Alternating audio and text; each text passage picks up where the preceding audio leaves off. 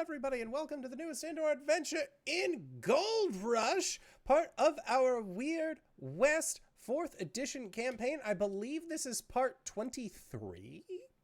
It's 25.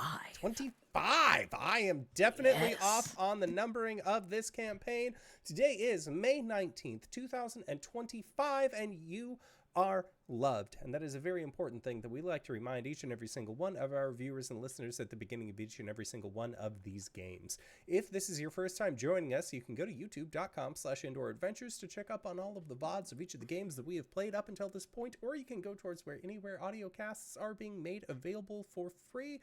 You can find us there under the same moniker. And speaking of things that are being made available for free, if you go to patreon.com/indooradventures, you can check up on our after show called Nights in the Courtyard, where we like to answer questions not only from each other, but also from the community. So if you have any questions that you would like to ask myself or any of these other fine folk, you can again go to patreon.com/indooradventures. But let's say you already support us on YouTube.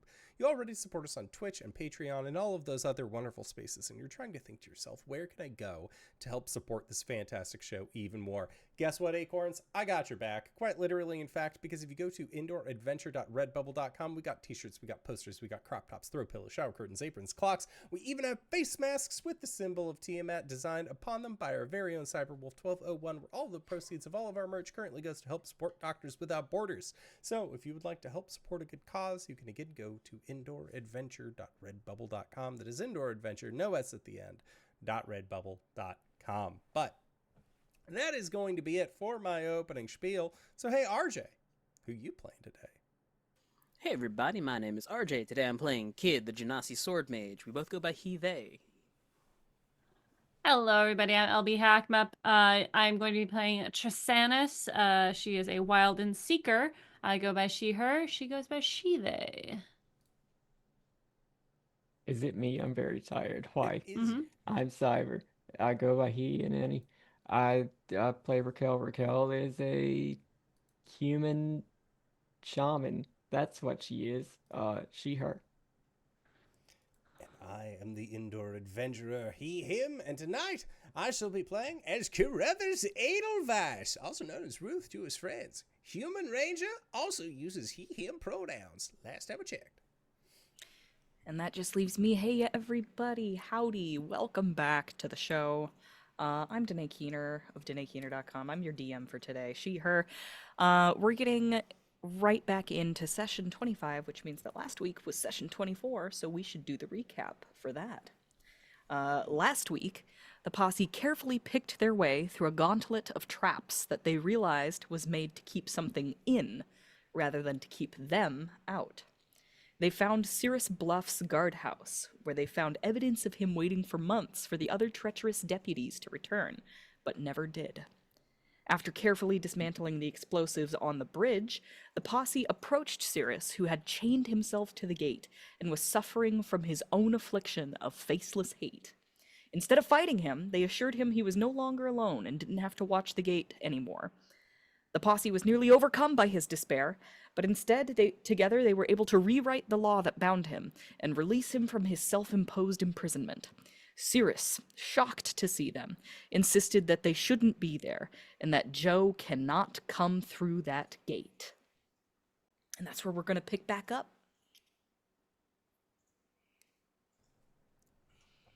So we are all currently hugging the tall man, correct?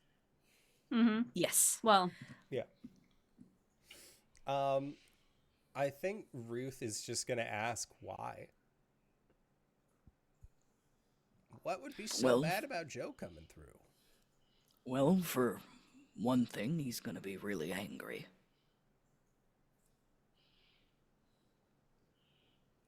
I mean, who, pray tell? Because Kind of like, he kind of like rubs his beard looking at the gate. Because, I think like, this is going to take some time to explain. Because, like, if he's only just mad at you, I don't really mind that so much. how about this? There's only one way to get to this gate from here, other than traversing up a cavern hundreds and hundreds and hundreds of feet down, or flying through the crack in the sidewall?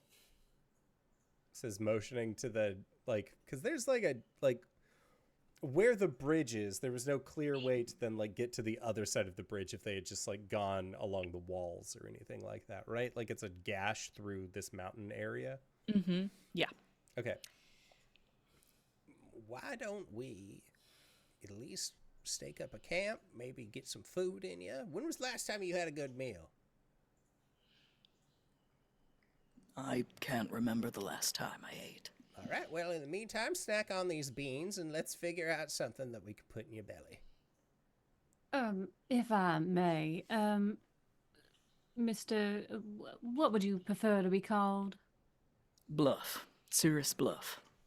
Mr. Bluff, you were afflicted with something rather, well, afflicting. Do you have any idea how something came upon you like that? The facelessness. Facelessness. He looks confused. Yeah, and some sort of like unbridled, unchained rage that's welling up inside of you. And sadness. There was a lot of sadness. I remember sadness. I remember rage. Last thing I remember with any sort of clarity is taking up my post in front of the gate. And then time went on and things get fuzzy. Could I make some sort of arcana check to see if this is some sort of curse or sickness that happens to someone who is just constantly emitting, like, law? Sure. Yeah, give me Arcana check. Is that it? Yeah. Because I assume he'd been enforcing his law across the mountain as well. That's a natural 1. No, our action points reset to 1 because of the, They reset to 1 after you have a long rest. Oh, okay. So if you have action points banked, go ahead and use them. I would like to. Because I assume y'all are gonna take a nap after this. I don't know. Maybe you want to like go find something to 27, punch. that's way better. Okay. I've said this before. I like to narrate the failures because I feel like they give more context. You start to sort of investigate his law, which now that like he has sort of like sloughed off most of his gold, is a little harder to read because it's fainter. But sort of like remembering what it was like before you guys took his gold from him, it was no different than the other deputies. You didn't really notice anything strange about it. And then, like, at that thought, you're all like, no, actually, it was strange, wasn't it? Because not many people have that much power. Yes, he was acting very similarly to the other deputies, exerting his law over a large territory, and being very aggressive about it. But you notice that, yeah, like those are the only people that you have seen doing that. And they were very powerful. And that seems to be the uniting factor there.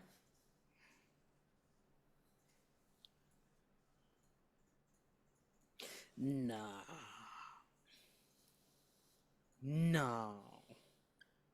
Then what's the point? Kid just turns and starts walking off. He's mumbling under his breath. I've got a question. Like something occurs to me just now. Simon. Your son. Yes. Was he human? He was, yeah. He was human, but he had...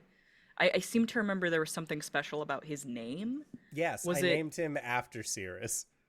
After Cirrus, Yeah. okay. Um, cool. And your family died just before you left, or after you left? It was after I left. My son and I got all the way to the mountains, and then were not able to continue together. So, would the Compass Roves be aware of the fact that your family is dead? Probably not. Okay. Because I've had to kind of explain it to each of them as we've gone on. Cool. Just got it. Yep. All right. The thing about this game is that we have like made such a long like timeline that sometimes I get wires worries. crossed. Okay, I'm caught up now. That your kid? Not by blood, but I do take responsibility for him. Just sort of nods. You remember the Wayward Sons? I do. They're He's very their dangerous kid. out. Oh, He's bringing like him a- up right? Well, I mean, they did as best they could. He's a good kid. It's what he goes by is just kid. Apparently, we found out, I think, who his real parents were, something along those lines not too long ago. We haven't really delved too deep into that part. We've had a lot going on with the whole... You know, I don't know if you knew this, but you were making people faceless and weird throughout the mountain. In the background, Kid has shoved his head into a snowdrift and is screaming. Cirrus looks confused and a little alarmed. Yeah, it was something to do with your law. It was manifesting in weird ways outside of your control.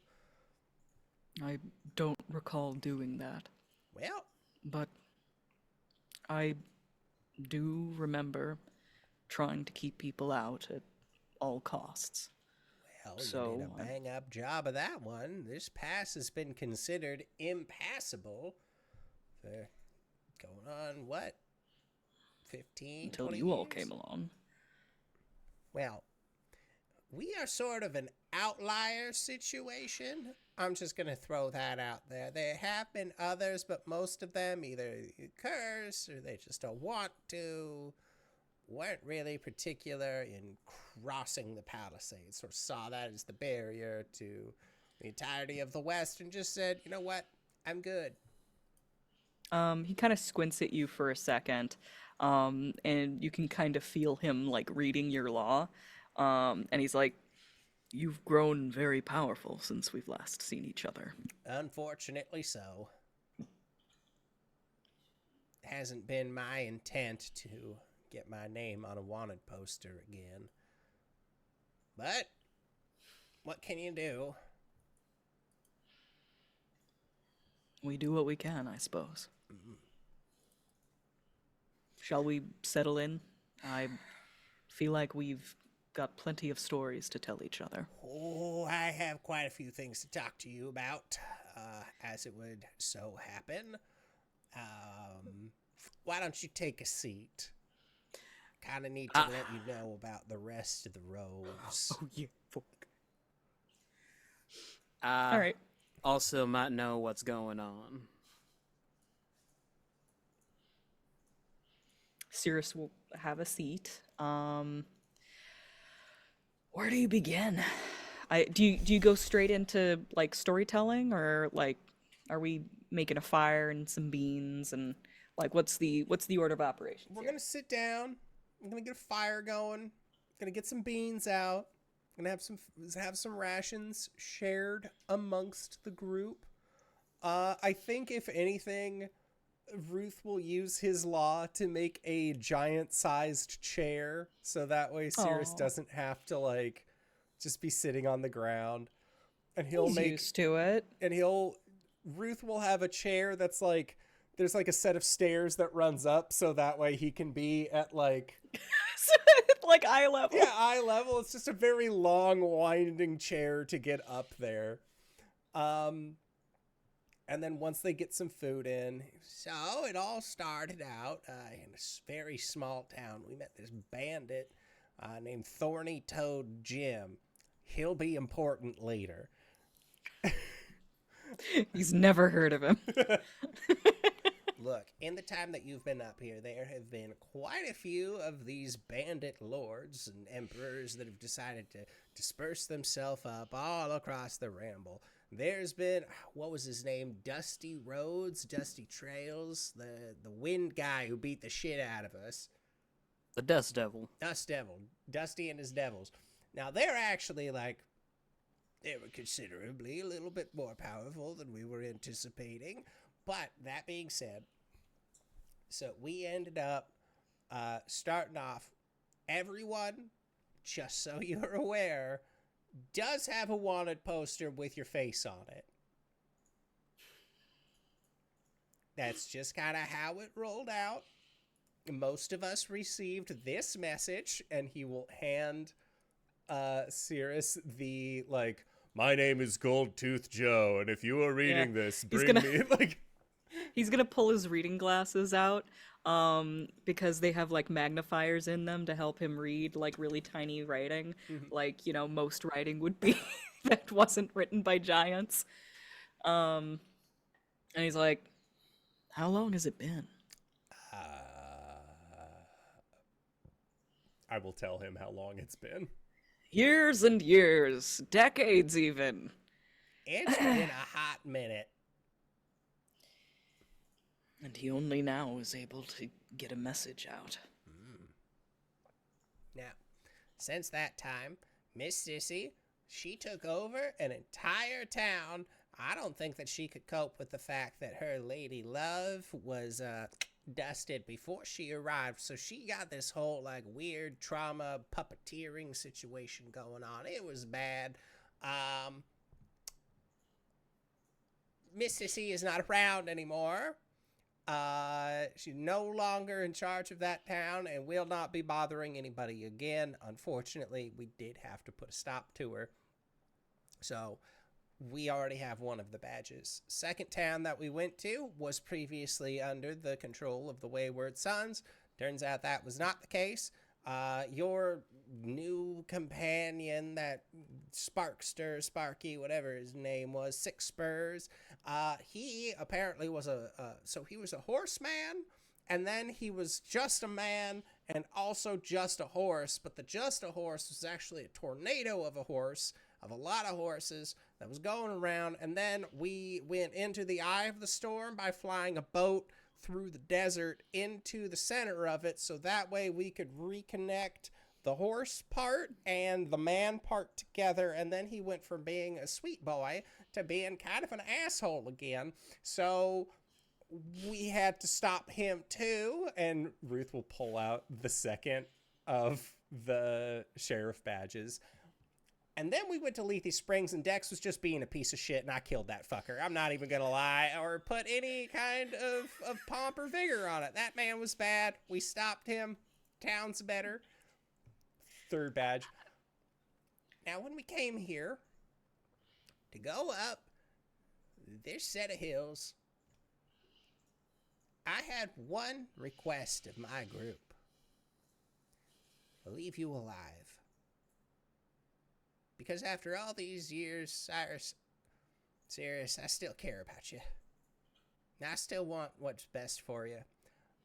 So, in the most polite, kind, and upfront way that I possibly can muster, this is a stick-up. I'm gonna need your badge. Because if I do, you'll be cleared of your wanted, and you can just live the rest of your days as you choose. People can forget you. I think he has a little bowl in front of him that he's been nibbling beans out of. It's like the size of a thimble to him. And he just kind of like gives you a serious look, and he says, "You ever get tired of beans, Ruth?" They are, as I have heard it mentioned, a superfood. because they are super delicious and super versatile. He reaches under his jacket and he just quietly hands you his badge. Ruth will take it. One of these days, I'd like to treat you to a meal that's more than beans. But beans is all we got right now, and that's what's keeping us alive. Just like old times. One of these days, I'll treat you to a meal that is more than beans as well. I Sure we could all do want to contribute. point out that we do have more than beans. You've just been eating beans. You've actively chosen to pick any other food over, beans. And I will point this out. Me eating actively just beans saved me from a curse that was going to make my face fall off. Yeah, but we had to endure so many nights. Well, It really wasn't worth it, Ruthie. I don't think so. An incomplete protein, you're going to suffer from malnutrition. I am as Yes. strong and healthy weighted as I have ever been, says a very malnutritioned old man.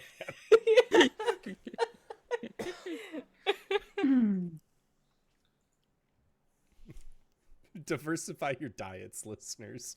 Please. To be fair to Ruthie, Dex was a dick. I felt kind of bad about the first two. Dex, not so much. Anyone who's met Dexter knows that he was an unkind person. Why did y'all hang out with him? He was good at numbers. Eh.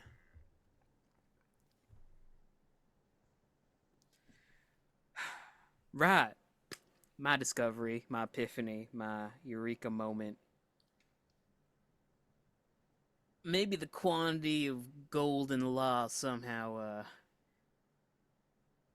in large quantities ain't good for the body or soul. How do you mean? Well, old adages and a lot of power corrupts, right? Maybe it's the same thing. I could see that being true. Perhaps. Now, I've only really seen the phenomenon that you put out here three other times, all with your companions, with sizable amounts of gold, and also not in the possibly right state. Well, perhaps it's not the quantity of gold, but the corruption of the soul that is the issue. Maybe something to do with the law. We are all treacherous deputies, as you know.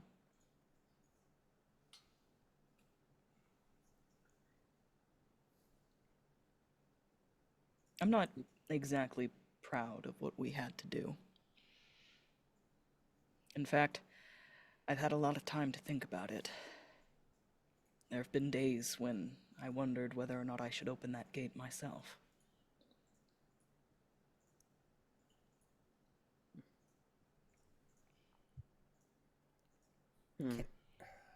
What? Let me start from the beginning, or as near as it matters, I suppose. Joe is a natural leader. He knows us all very well and how to use our abilities. He could direct us very effectively.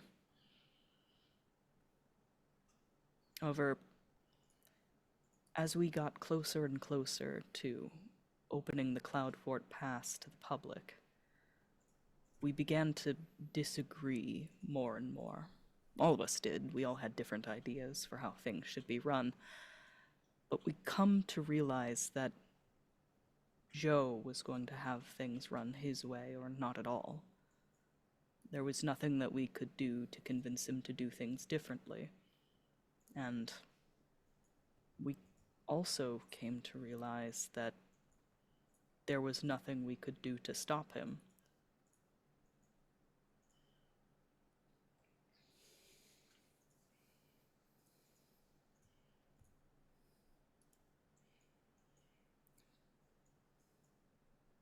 It was Dexter's idea.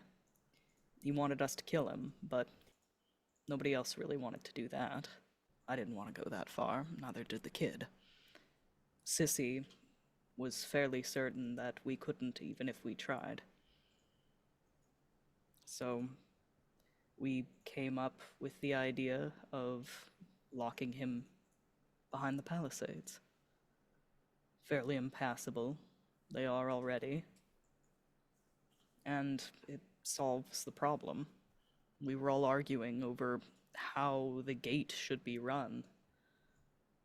Just remove it as an option.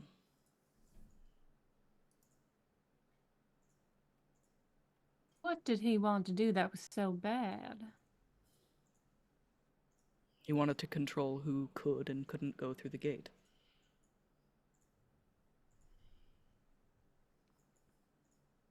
Trish kind of looks around. She's not seeing why that is a good or a bad thing.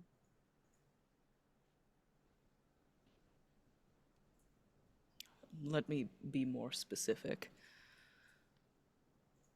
There was going to be a fee for going through the gate.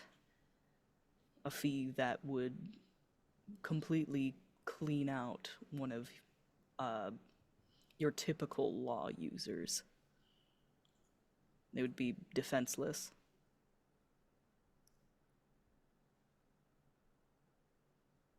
Right. Yes, that would be bad, but that is, as far as I'm aware, that is how everything works in the humanoid realm. It is. And maybe things would have been fine. But it wasn't necessarily the things that he was going to do that we were concerned about. Just the fact that we couldn't stop him.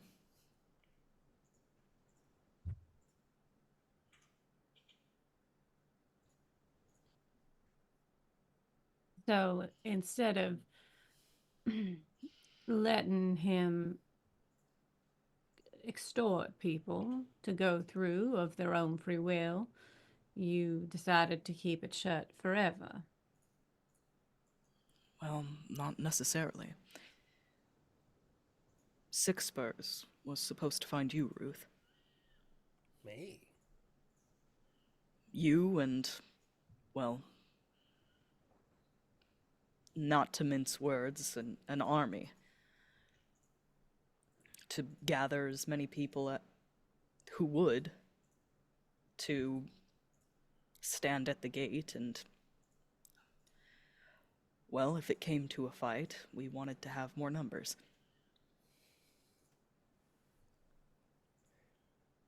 But Ruth, Joe used to listen to you. Not like he would listen to us. He actually considered the things you would say. We thought if there was anyone who could convince him, even after a betrayal like that, to listen to us, it was you. We wanted to try that.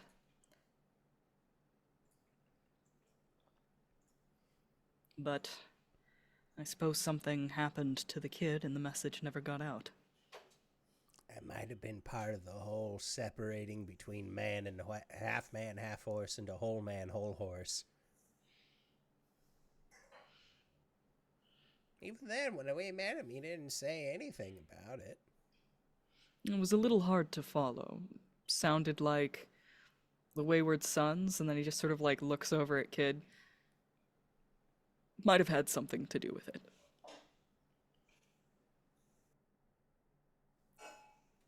Right. I think Sparky was after my folks as a treasure. There's the whole thing about it. No, I remember that part. I'm just really shocked that after... you know what, he was gold crazy. He had other things on his mind. That being said,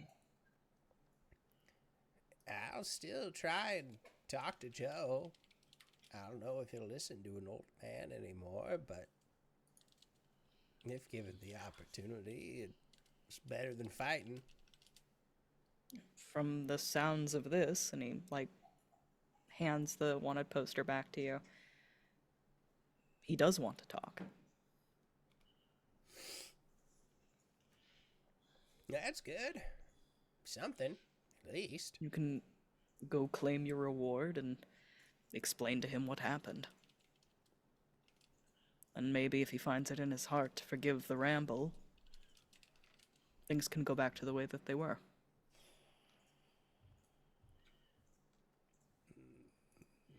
Maybe.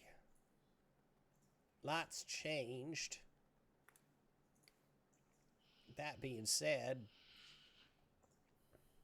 I don't know if him just sending out a second message saying, "Hey, don't worry about that one that I sent before.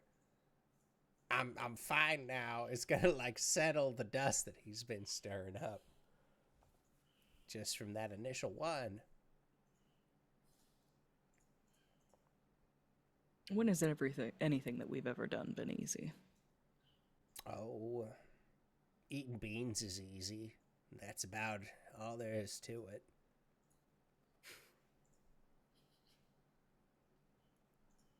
Speak for yourself.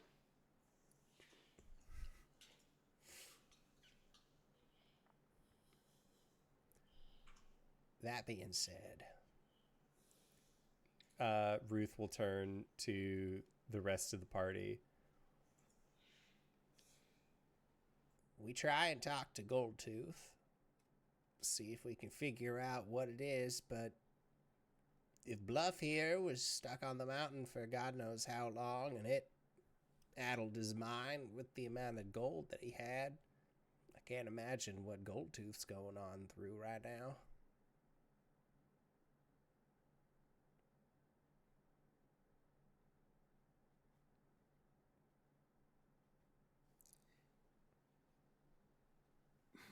It's your choice, Ruthie.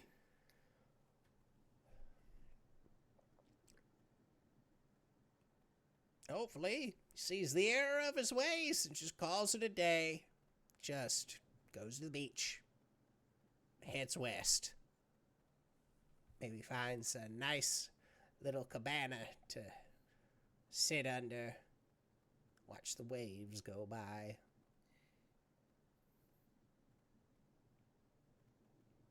A great idea, Ruthie. Yep. That's what I'm hoping. And if it doesn't, what was his particular abilities? All of them. Ain't nobody better suited at using law than Goldtooth Joe. Pick a ability. That's a little derivative for what that man could do. He was more of a monkey see, monkey do kind of gold user.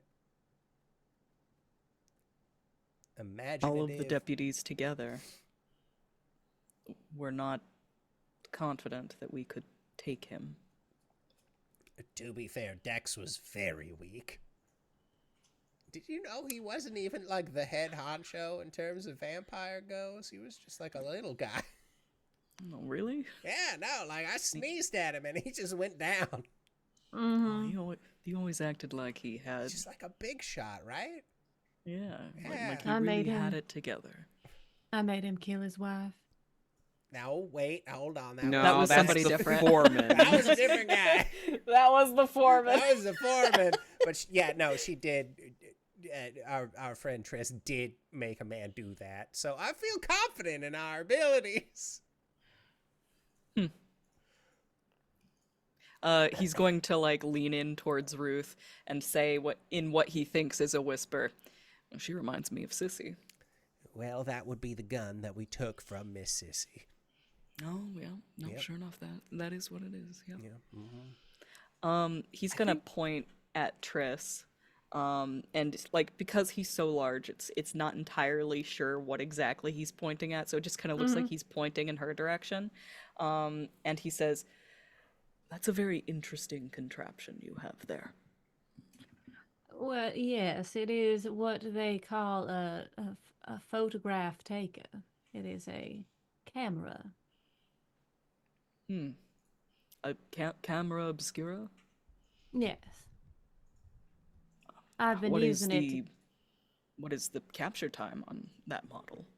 I've gotten mine down to 20 minutes. Oh, well, this is fairly instantaneous. Would you like to Really? see? Yes. All right. Now stand still. And she takes a picture. Whee!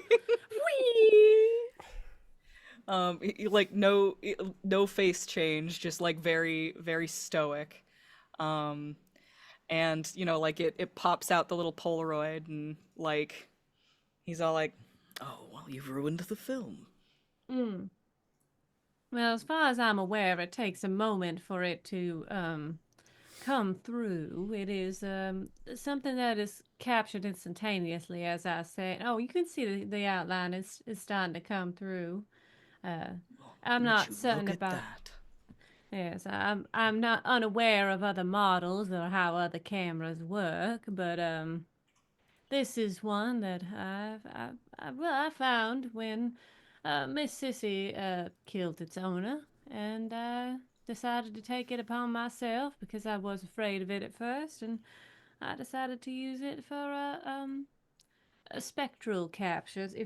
I can show you my work, and she kind of goes into her bag and takes out some of the photos she's taken.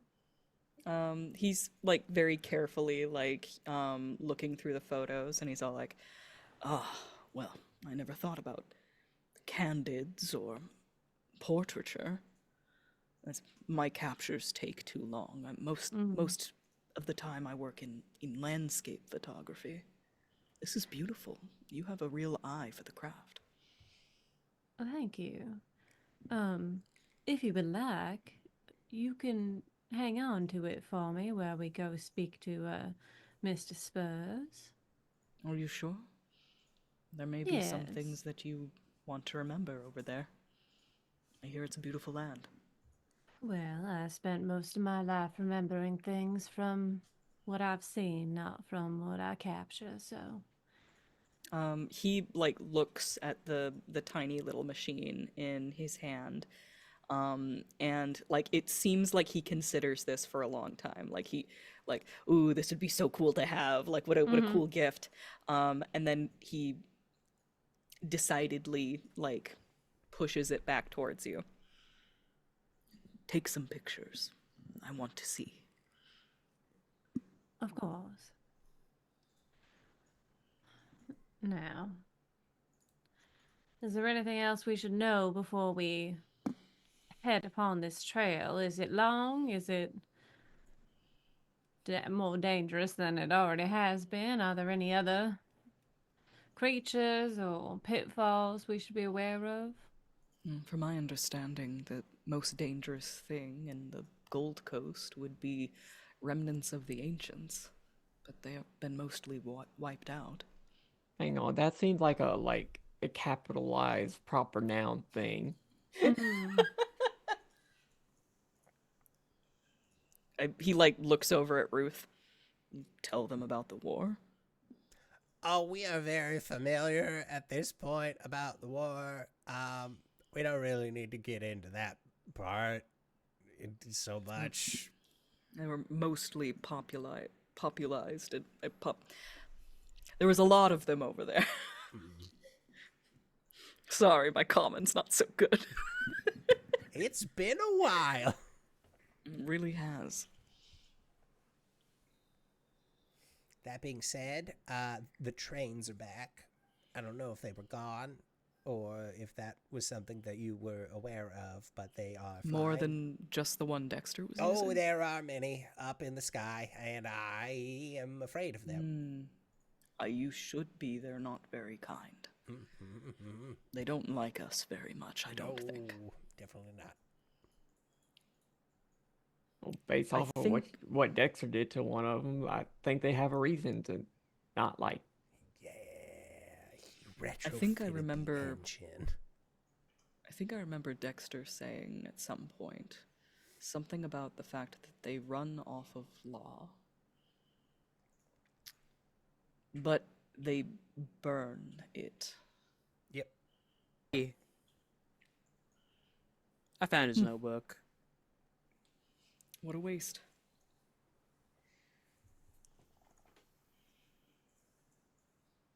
I could fix her. I can make her worse. We are talking about a train, right? Yeah. Oh, yeah. Dexter did some very abhorrent things to the one he was using. Tell me something I don't know. We actually do not know how wet actually feels like because humanoids do not have hydroreceptors. Why are you like this? He just got out of essentially a curse He coma. said, tell me something I don't know. You could have just said who was president. We have a just kind of like The Ramble has a president? I didn't vote. It's basically Goldtooth Joe, I think. he's like rubbing his beard like contemplatively, and he's like, "What is wet conceptually?" And you've caught a giant in a philosophical question. I am an elemental. I will wax poetically with the giant. You two discuss the meaning of wet. Is there any In primordial. Yeah, yeah. Is there anything that the two of you want to, or not the two of you? God, there's four of you. What am I talking about? Is there anything that the rest of you want to do before, considering possibly opening this gate and then? I think it just finally hits Kid. Wait, that's the gate. It's the gate to the Gold Coast, Cloudfort Pass. How imposing does it look? It's quite large.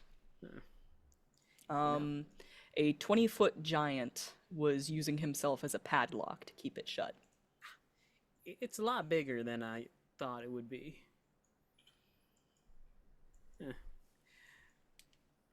You wouldn't happen to have, like, ammo in the keep or something? We might be running a bit low. I think you took every bit of ammo that I had on me. And he just kind of like gestures to all of you. Holding up a tank. I mean, like, ammo our size. This is law. You don't need ammo. You shoot gold at people. I was then you gonna take it say, back. you use bullets? That's expensive. I pre-purchased bullets, in fact. Ammunition means nothing to a lawbringer. Pain We are the lawbringers. when flung at you. But yeah, no, I'm all tapped. Yeah.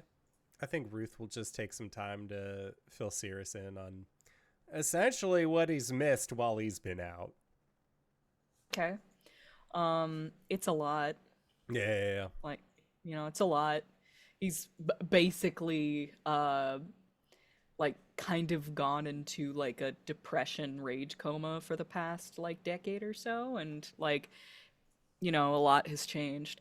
Granted, he is a giant with like long-lived giant sort of like slow moving metabolism, so like the stuff that he's missed is more akin to like for us like maybe a few months, so it's still jarring. Yeah. He's basically disassociated through math period.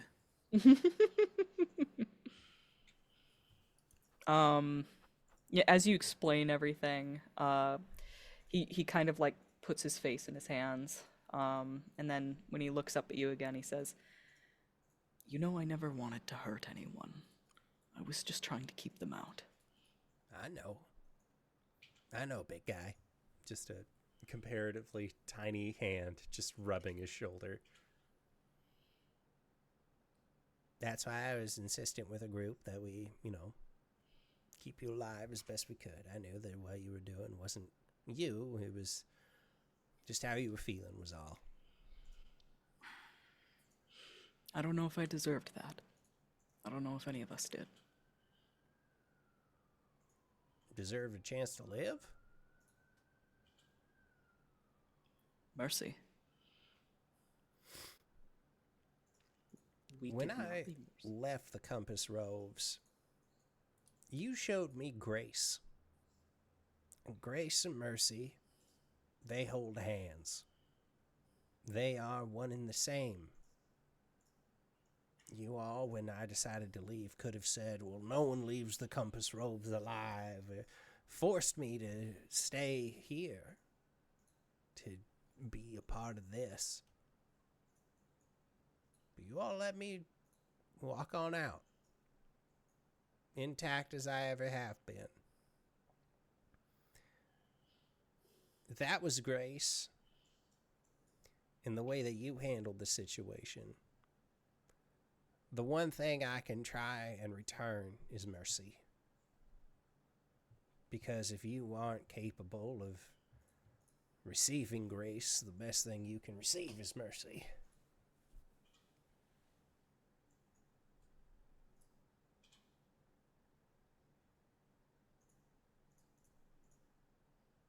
I suppose if that's what you're giving, that's what I get. And you'll like it, Buster. You've said the same thing about beans. Yep. And look where we are, strapping young individuals ready to take on the world.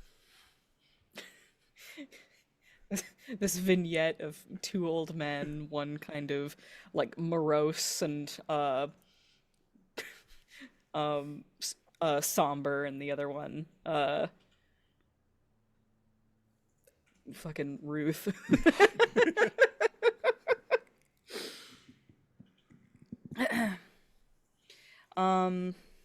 Cirrus is hesitant to do so, but he's willing to commit to watching the gate until you guys come back or something else does. By the by, I reprogrammed the turrets in your keep to target not us. I don't think that's anything I can't handle. Just wanted to be polite. Much appreciated.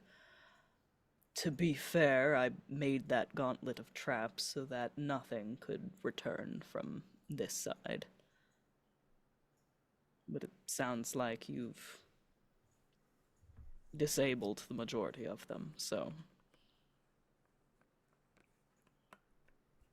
I think I'll be fine.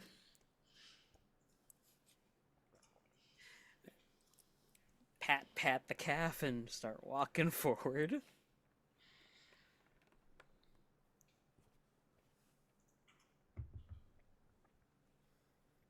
It was a pleasure meeting you. We will see you when we return.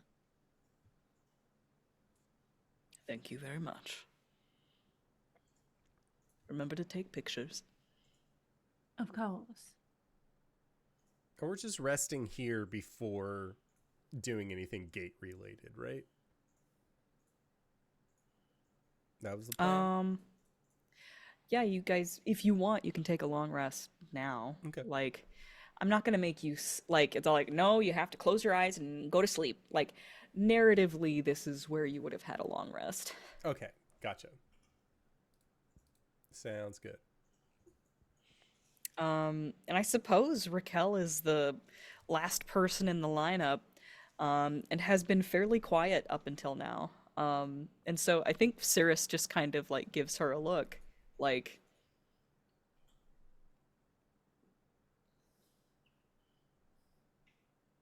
you know, if she has something to say, she's got to say it now. But otherwise, he's Rakel perfectly willing. just sort of fumble about and sort of kick a rock off the side of the cliff. I think he'll crouch down in front of Rakel. And once again, in what he thinks is a whisper, say, You're the first one to reach out to me, weren't you?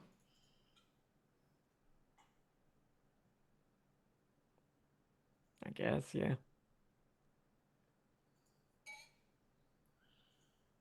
Thank you for letting me know I wasn't alone. It meant a lot.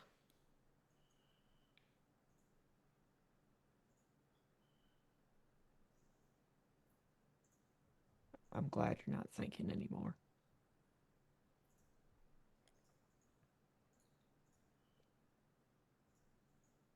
But I gotta He'll move not. too.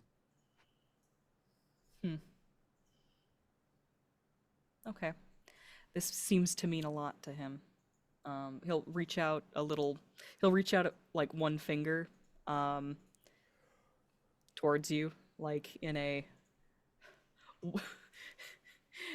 like in a way that looks kind of like he's pointing at you. And I don't know if Rakel has like learned what a handshake is by this point. Nope. Okay. He just puts his finger out for a second, realizes he's not going to get a handshake, and then he just kind of like moves to your side and gives you a gentle pat. She'll like pat his fingertip and just be like, like I said, I gotta go. He nods.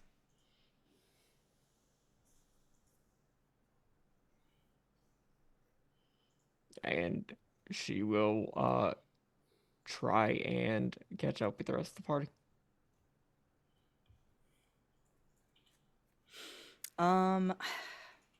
Well, gosh, this gate is awful big, isn't it?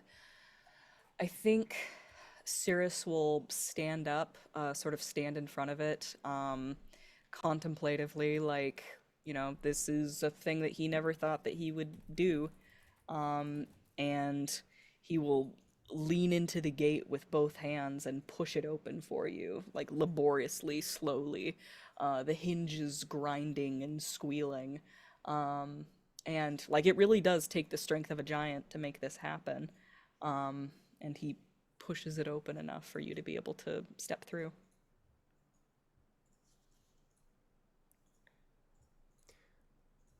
Before Ruth heads through, I think he'll just tell Cyrus, "We're coming back for you.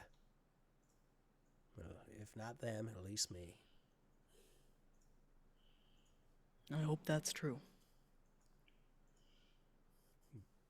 Pat him on the leg and then carry on through.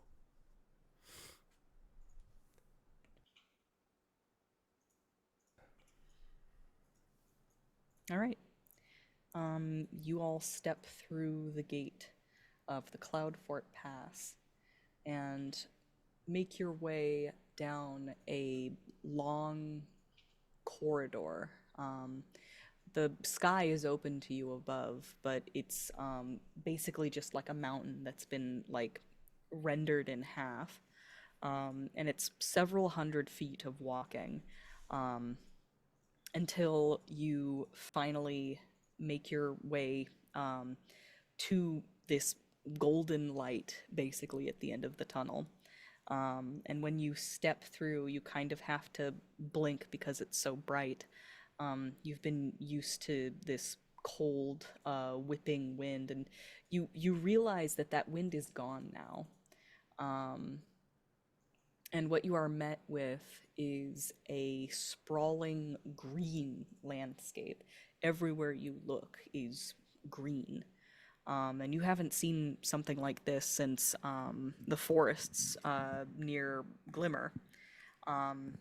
Though it's different here. It's much more verdant, and beyond the forests of the valley before you, beyond the fields of waving grass, you see something wide and shining and blue. And it's hard to look at because the sun reflects off of it so strongly.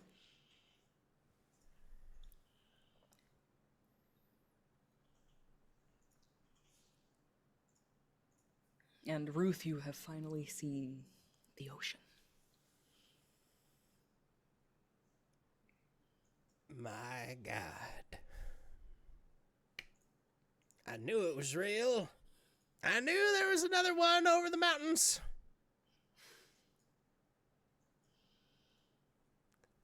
Just Place. think of all the fish. Couldn't hear you up until now, LB, if you're saying Oh, anything. sorry. I couldn't. I've never seen so much green in one place. Welcome to the West.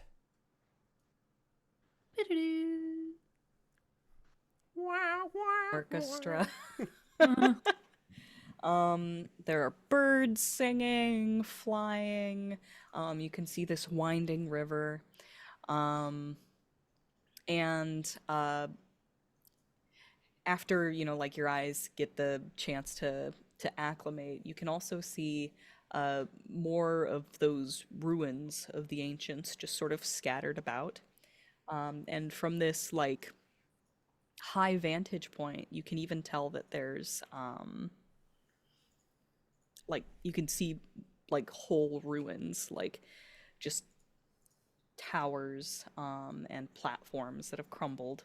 And it's pretty clear that like these used to be floating cities that fell at some point and scattered across this golden land.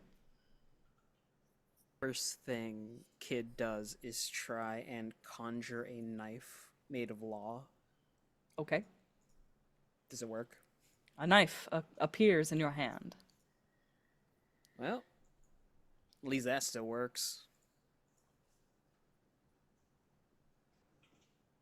There a question about that? I've never been to the other side of the wall. I don't know what goes and what doesn't. As someone who has spent many, many years on this side of things, it's essentially like what we knew. It's just more less touched by man's greedy hands. So if anything, this is a perfect place for Triss. It's like the Promised Lands. It My people sure are- looked like it was touched by something.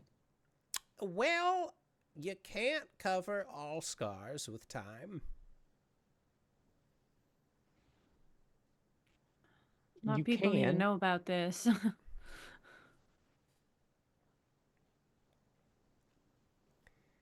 Look, Miss Triss, we will do whatever we can to make sure that your people, if anything, can have a first right to everything out here, so long as it is not currently occupied by other people. That's where the whole thing started up last time.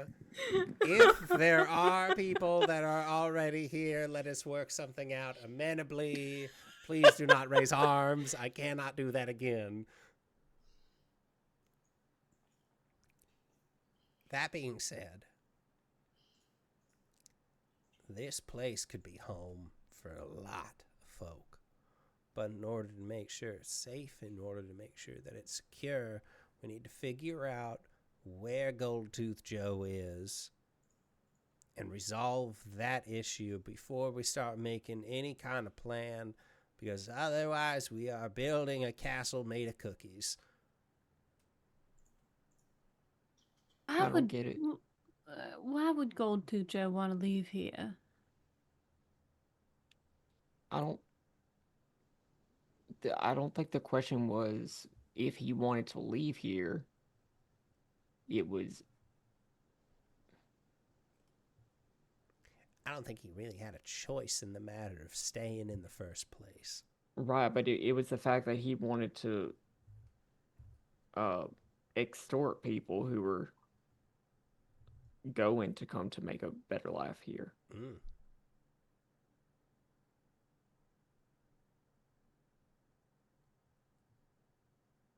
Well, we'll find him and we'll move from there.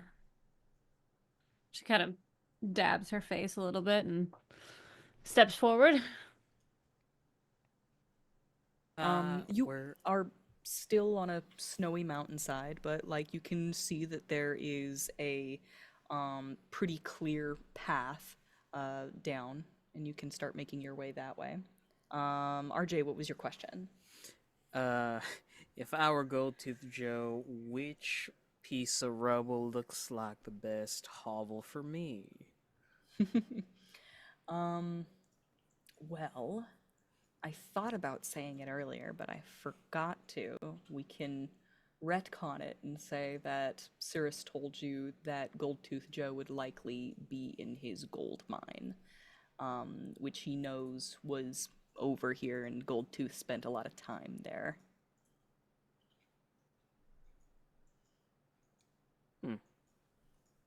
That's where we're going. Cirrus has never been here himself, so he couldn't give you like exact directions. But since he came and went from it pretty frequently, it shouldn't be too hard to find. Okay. I mean, there's no. We're still far above the area at this point. There wouldn't be any way to make out like any game trails or. I mean, you're pretty high up on a mountain, so like you'll have to like start to pick your way down it, and you know, like acclimate to the altitude and whatnot. But there will be a certain point where you can start looking for game trails, or even try and track Goldtooth Joe himself. Like they said, he came and went from this place pretty frequently. Like he had to have had a like a footpath that he took, right?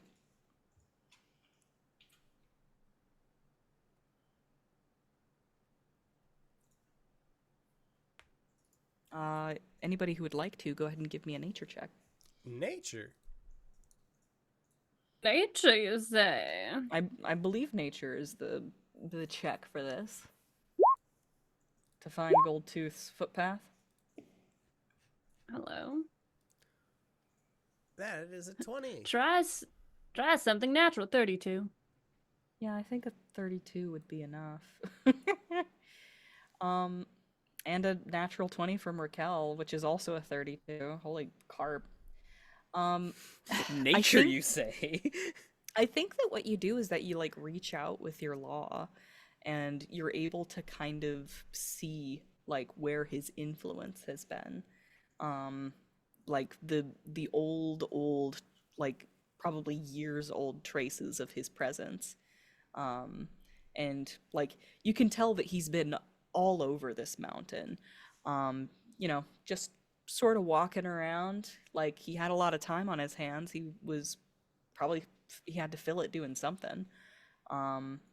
But just like all roads lead to Rome, like all of those paths have to converge in the place where he slept. So you can basically just kind of like feel out and like find all of those footpaths, and they all will converge like a spider's web in the middle. And you can just kind of start following in that direction. As you're traveling, is there anything that you guys discuss as a group?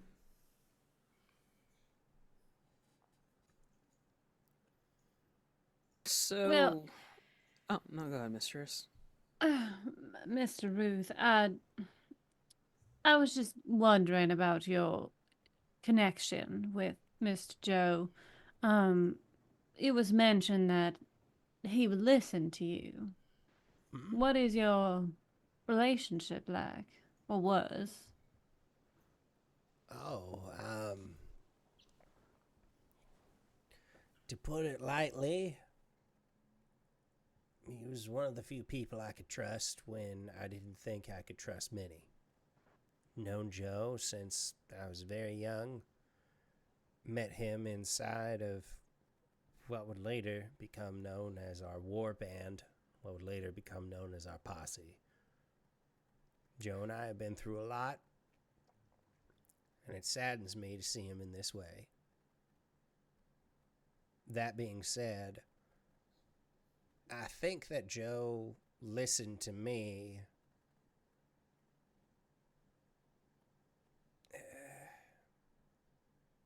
well, it's hard to say, other than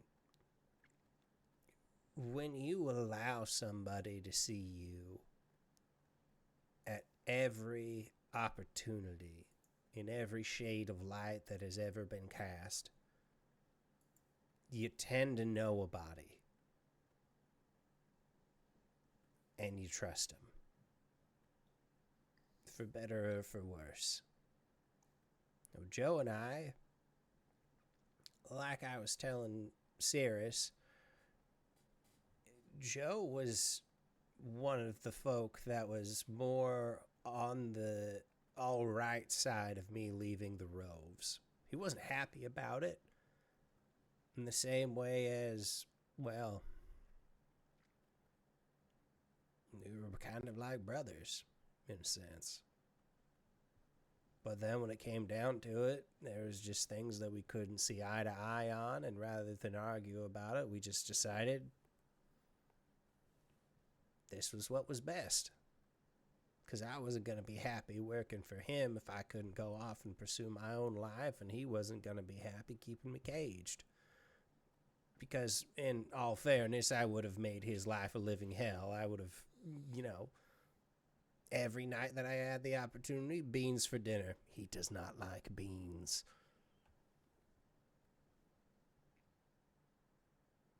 But in the same way, where you meet somebody, oh, you're a long-range fighter, I'm a close-range fighter. You like sweets, I like savory. And yet somehow these opposites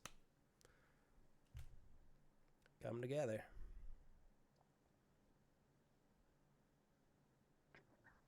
So do you think it will be easier to persuade him or harder? Potentially. Rakel, you also were trying to say something. Sorry. Did Joe seem like the kind of person who would make a habit of caging people?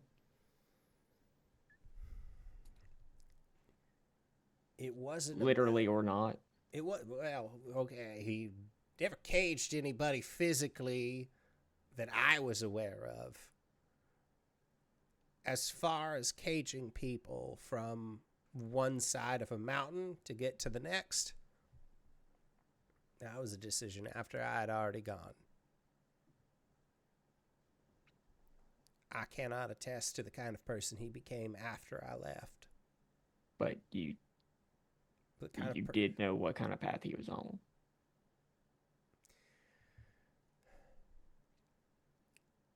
I have always been of the mindset that the only reason we, as a people, should use gold is to bring each other up, to invest in opportunities, whether it is in art, culture, or livelihood. Joe used to have a similar belief, and after enough time of getting more and more and more, the acquisition of gold became habitual.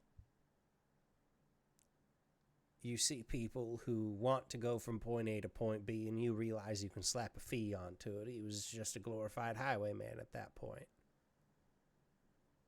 He liked the idea of the horde. Now, people who, sure, if they have too much and they're willing to pay and to dwindle their own law ability, cross over, and then they meet an untimely fate, that's no skin off Joe's back.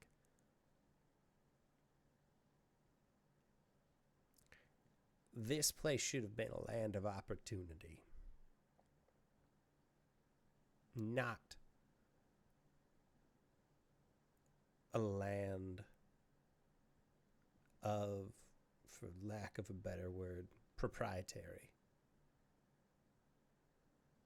Of merit.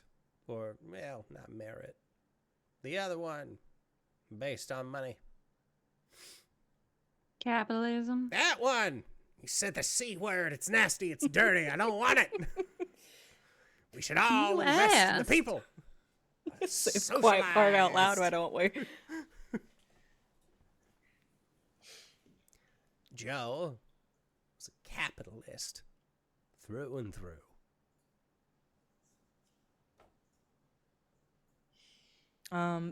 Goldtooth Joe had a philosophy that great people take care of small people, and great people get greater so that they can take better care of small people. To be fair, the scope of who is small when you become as great as he wanted to be kind of becomes blurred. There's the difference between helping a fellow make sure he has 3 hots and a cot and making sure that you have an entire town under your thumb doing exactly what it is you want them to be doing because you have this idea that you're caring for them. I think Cookie once talked about that. Something like noblesse oblige. I don't speak Elven. It's French one, but What the hell's a French? I don't know. Ask your beaver friend back there. Oh, he's half elf. Oh, is French Elvish here? I don't know, I guess. What's happening? Ruthie, how could you forget me? Uh, I am a... I haven't forgotten, but I wish I could. Peaches. Oh my god. Okay. So as you guys discuss the difference between French and Elven,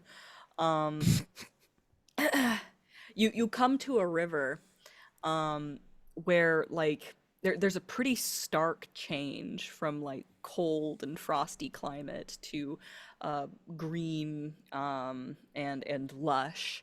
And it basically happens like from one side of the river to like this side of the river is cold and this side of the river is like this is winter over here, this is summer over here. It's very stark. And these trails that you've been tracking all lead over this sort of like natural rock bridge that like goes over like a waterfall portion of the river. It's not a very tall one, it's like maybe 10 feet. But the water does move rather rapidly, so it makes sense to take the bridge rather than to try and ford the river. And like looking down, the water looks quite deep as well. So fording also wouldn't be an option. You walk into there and you'll be in over your head in no time and then get swept away. As you begin to cross the bridge, I'd like to hear a marching order. Oh. Thought you were about to just throw out a bird name. A bird name? I would like to hear a bird name. Sparrow. Anyway, kid up front. Okay. Yeah. Tris in the back. Rakel somewhere. I'll go. Ruth will be second. I will note that while they've been walking, he has been like turning the gold that they just got into stuff. Mm-hmm. So now he has like this like nice like headband to like keep his what little tufts of hair he has out of his eyes, / like to keep his hat from just rubbing against his temple. He's got some gloves on. And he has a cloak or like a cape kind of thing. Yeah, actually, this is a good time to mention that.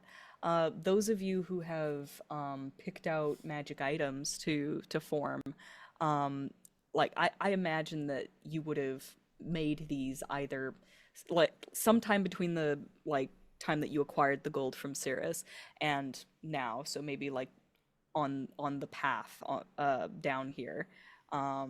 If you'd like to describe your magic items at this point, like now's a good time.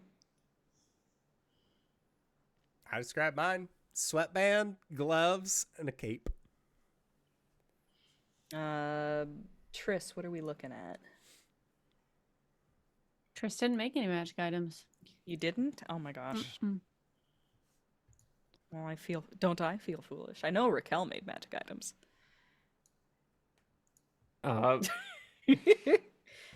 Yeah, she did.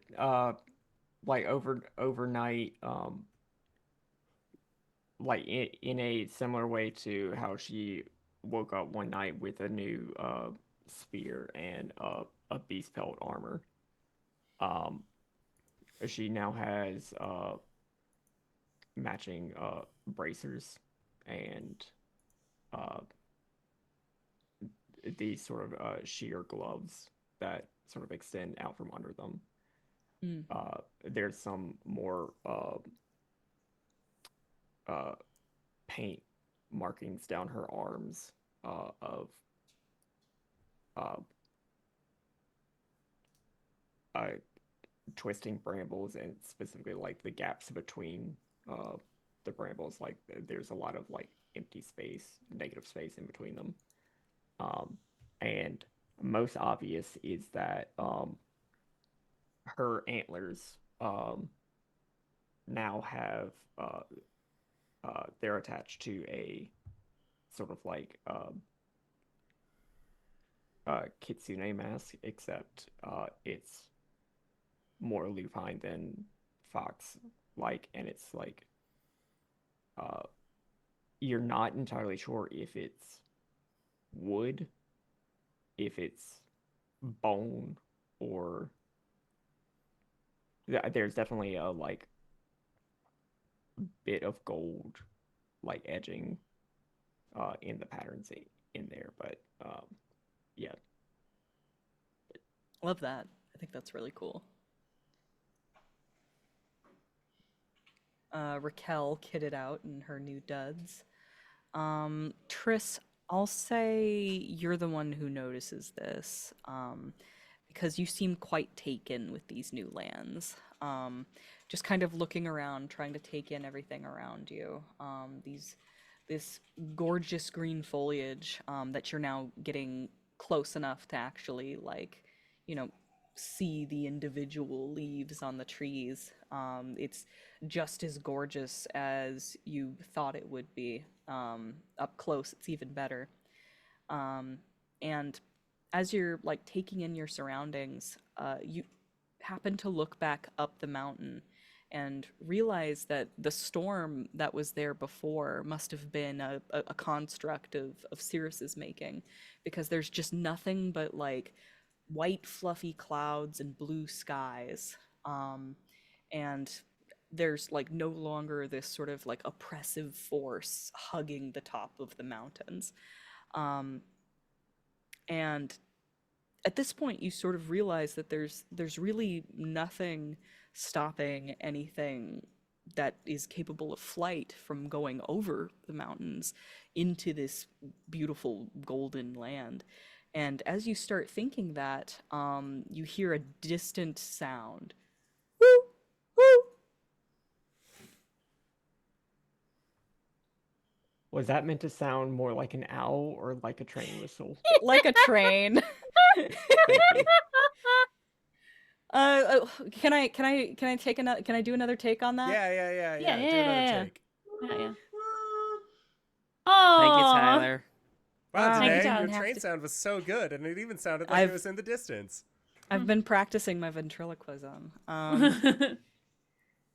It sounded like it's in the distance, and it's rapidly getting closer. And the rest of you hear this as well, looking around, realizing, remembering,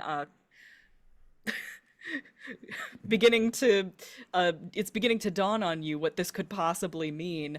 And then an engine flies up over the bluff next to you, and it's much louder now. Roon, roon. And this train flies down, and looks intent on causing you harm. And when we Triss come- up and just mom arms Ruth. when we come back from our break, we'll roll initiative and see how this turns out. Sounds good. So we are going to be back in 5 to 10 minutes. Don't go no place unless it's to grab a food, grab a drink, grab a friend, or possibly go to indooradventure.redbubble.com. Pick yourself up something nice, and we'll see you all shortly. All right, everybody. See you soon. We're back. That's not the right thing. That is. Hello. We are being attacked by Woo Woo Williams. Do do do do do do do do do do do do do do do. This is not a friendly tank engine. So this thing comes over the ridge, and first thing you notice is that it is an engine followed by 3 cars that are just kind of like sheared off. It's pretty clear it used to be longer. but something sort of like cut it at the point where it's at. This is a steam engine that exploded. It is made of pipes now. Big ol' steam pipes that whip around wildly and look sharp and kind of scary. In fact, they're articulated in such a way that it kind of like roars and gnashes at you. It quickly makes its way down the ridge. It's like all of the trains, it is flying. So it is going to block off your exit, the direction that you were going. And it is there, it is in front of a kid. The way that this combat is going to work. You may notice a bunch of tokens just sort of lined up on top there. Those are minions. The minions are pipes hanging out of the train.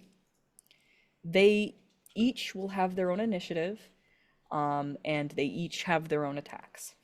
But the place that they are located will always be in that sort of square, that aura. Let me know if you can't see the aura. In that area surrounding the train. You'll notice that the number of squares surrounding the train is equal to the number of tokens on the top there. So basically, if you can reach one of those squares, you can target one of those minions. If you can put an area attack over those squares, you can attack that many minions. We got it? Yes, chef.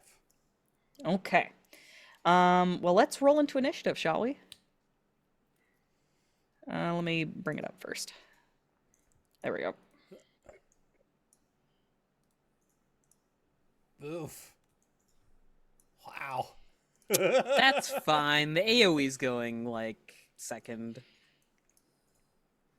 third, fourth.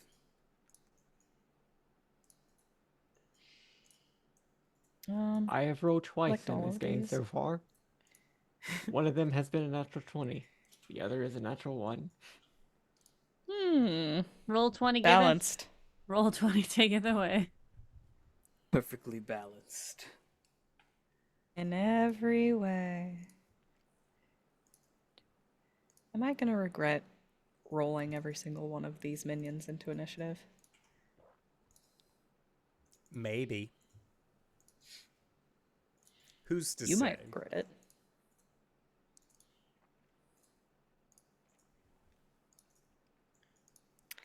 Okay.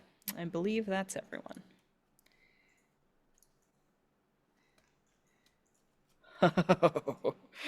Oh, that's a lot of people that go before you. Oh my god. You guys all rolled like Really sixes bad. and fives. Yeah, really Oh my bad. god. I dare say I might steamroll this encounter. Motherfucker. Thank you. Thank you, dear. You know, if no one's got me, I know he got me. Someone has to. Okay.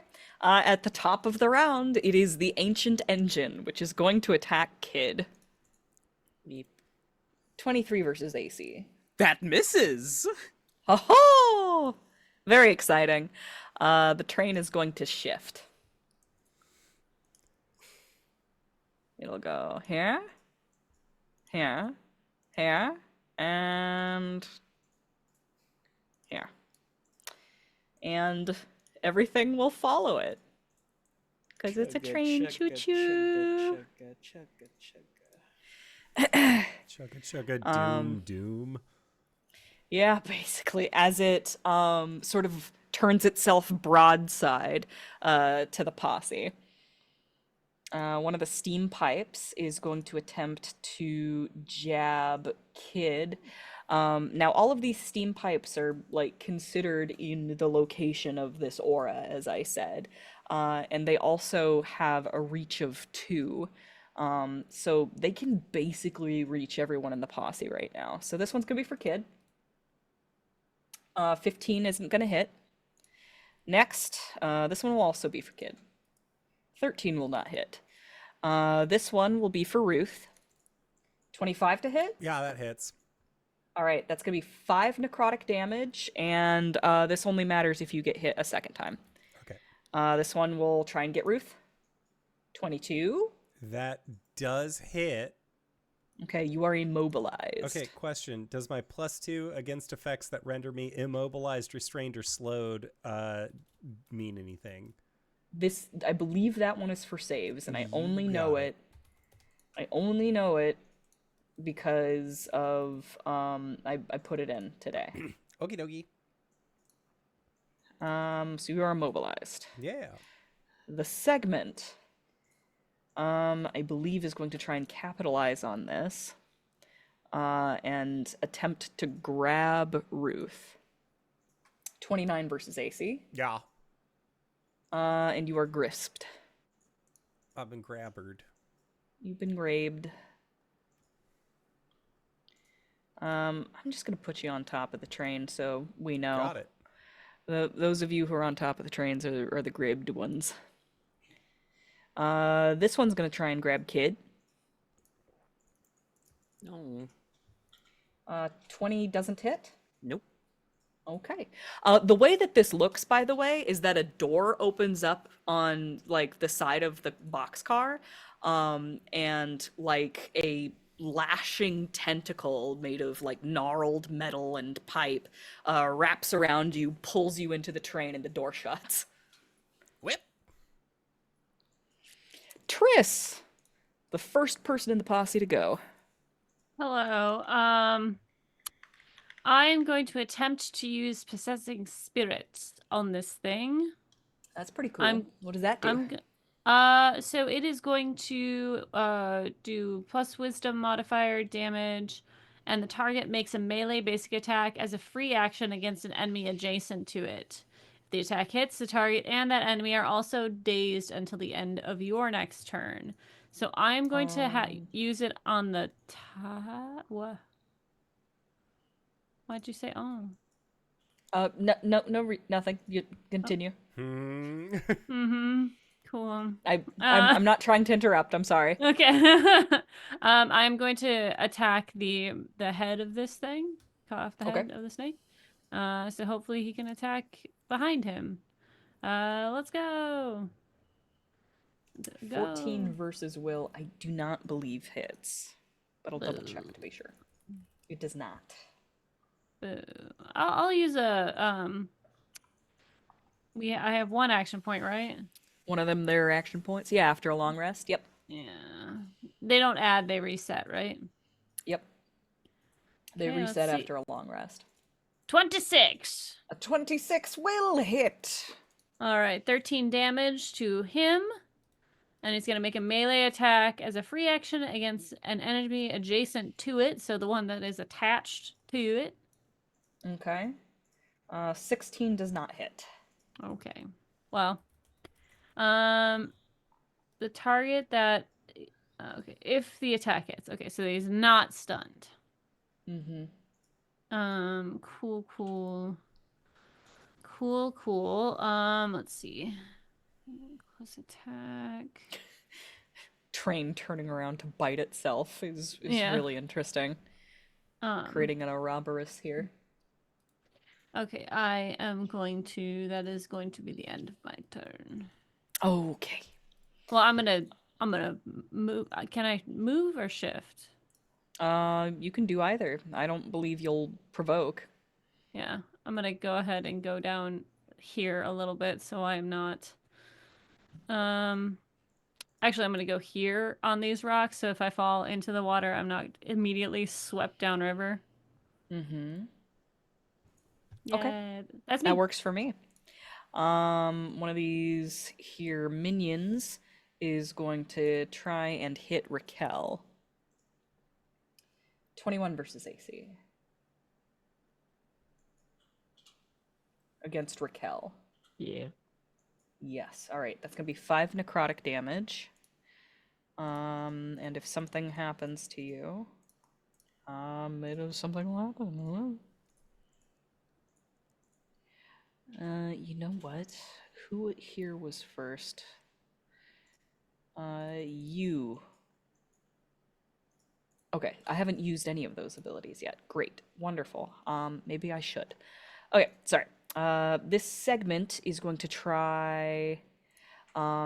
this segment actually is not in range of anybody, so it's not gonna hit anybody. It's just gonna hang out where it's at. Steam Pipe is going to try and get Rakel. That's the wrong button, I'm sorry. This one. 26 versus AC? Mm-hmm. Rakel is immobilized. Next. This one is going to attack Ruthie inside the car. Yeah. 20 versus Fortitude? Yeah. Okay. Oh, I lose a healing surge. You lose a healing Wow. surge. These minions are pretty bad news, and the engine regains 5 hit points. Vampire-ass train. As a pipe juts out and sticks into you, and you can feel it draining your life essence. A second one is going to try and do the same. 26 versus Fortitude. Yeah. Yeah. So you might want to start getting rid of these guys. I'll let you know when I have a turn. Okay. This one's gonna only that simple, Danae. We have to wait, Danae. Unless you want us to take out these guys first. Well, I mean, I don't know, man. Maybe I'll keep my opinions to myself. This one's gonna attack Kid. Yeah, let's bully the DM. You're gonna roll. Don't bully me, I'll cry. 21 versus AC. Nope. Okay. 20 also doesn't hit Kid. Defender's gonna defend. These guys really want to just have all of you, so this one's going for Kid as well. 15 is a no. And a natural 1 is a no. Ruth! Howie, look, a turn. Oof, Please, owie. just leave me alone. I have a question. How many of these little shitters could I get inside of a close burst 1? So look at where you are right now. Yeah. Look at the aura. Okay. I could get 5 of them because there's 1 per. Yes. Okay. Sounds So like good. just basically like consider that whole square.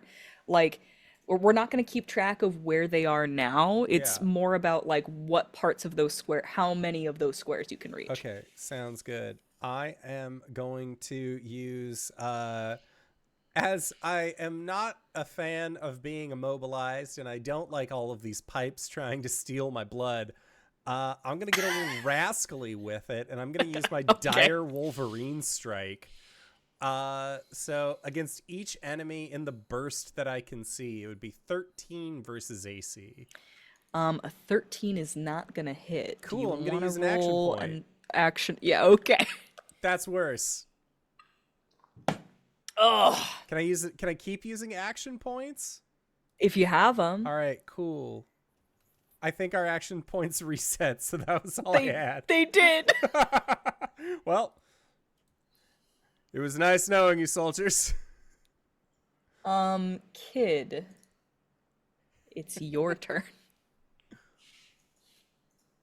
Okay, so. Alright. Fuck. I'm going to shift over 1. Mm-hmm. I'm going to. Where is my cocked sheet? There it is. I'm using a new power, Mom. Just make sure your brother uses his new power too. It's a close blast 3 that's gonna get all of them at once. Sick. I'm casting Sword Mage's Decree. Okay. Each enemy in the blast, every single one of them is marked by your Sword Mage Aegis power. What a fun new spell. So, if they It any used of to them, be you could only do this to one person, and now you've done it to every enemy in the combat. yeah, it's great. Defender's gonna defend. So now, if any of those enemies try to attack anyone but me, I can either interpose a 5 HP shield in front of the attack, and they will all have -2 to hit everyone but me. Okay. I am not going to go through every single enemy to make sure that they are indicated as marked, because we know that they're all marked. So everybody, bear witness to the fact that every single enemy in this combat has been marked by Kid. Witness. We good? We good. Rakel, it's your turn. What? That was a minor. Oh, sorry. I'm so sorry.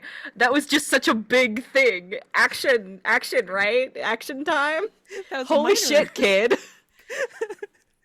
I get another thing. Yeah. Do it.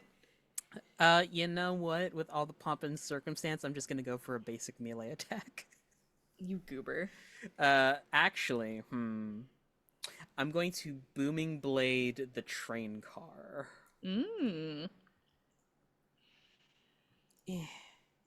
16 versus AC?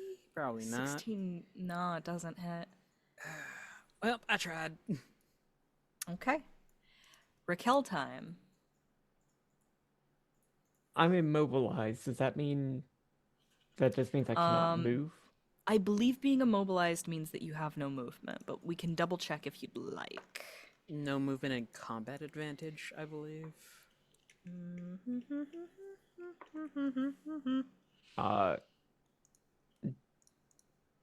Does that mean I can not use this?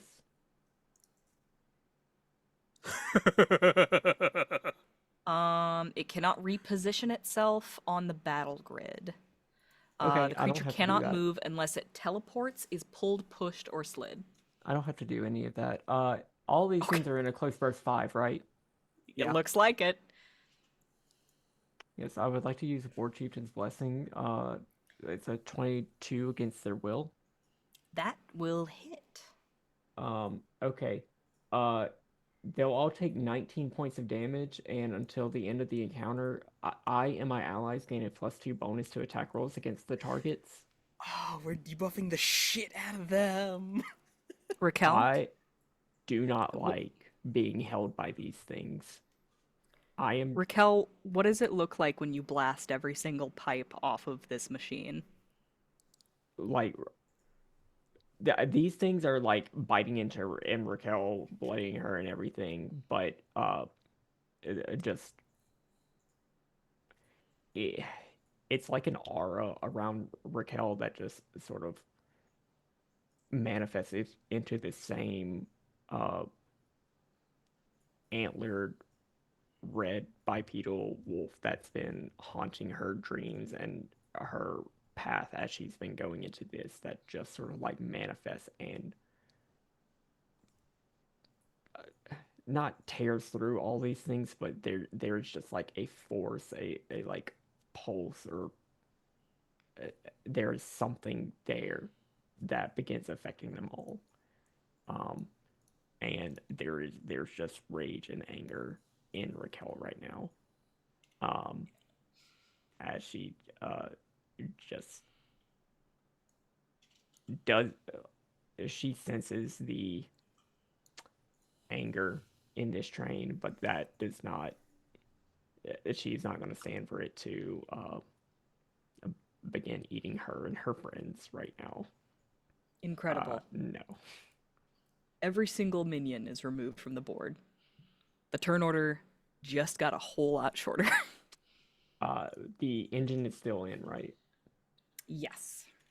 It also will take that 19 damage.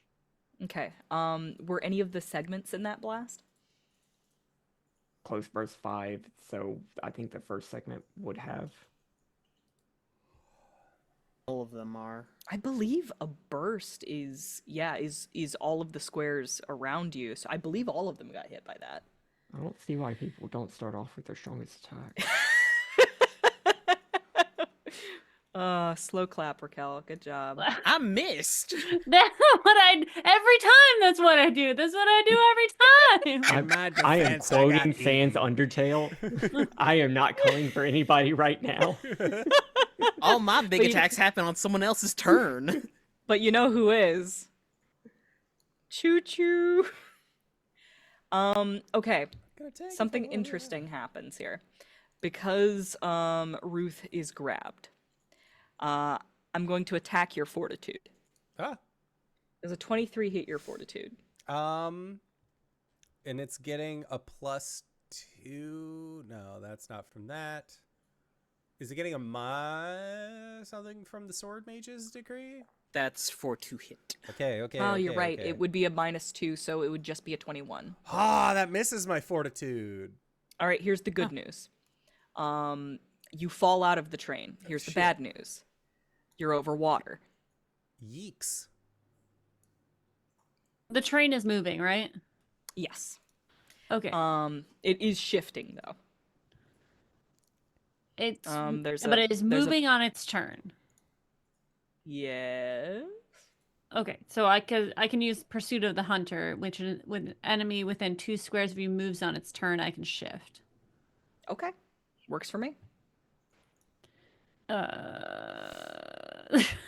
No good place.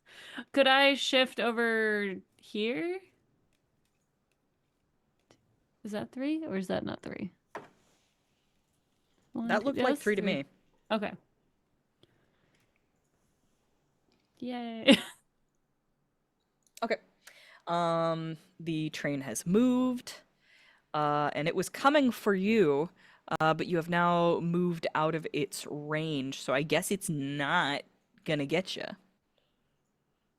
Segment time. This segment is gonna take a whack at Morabek.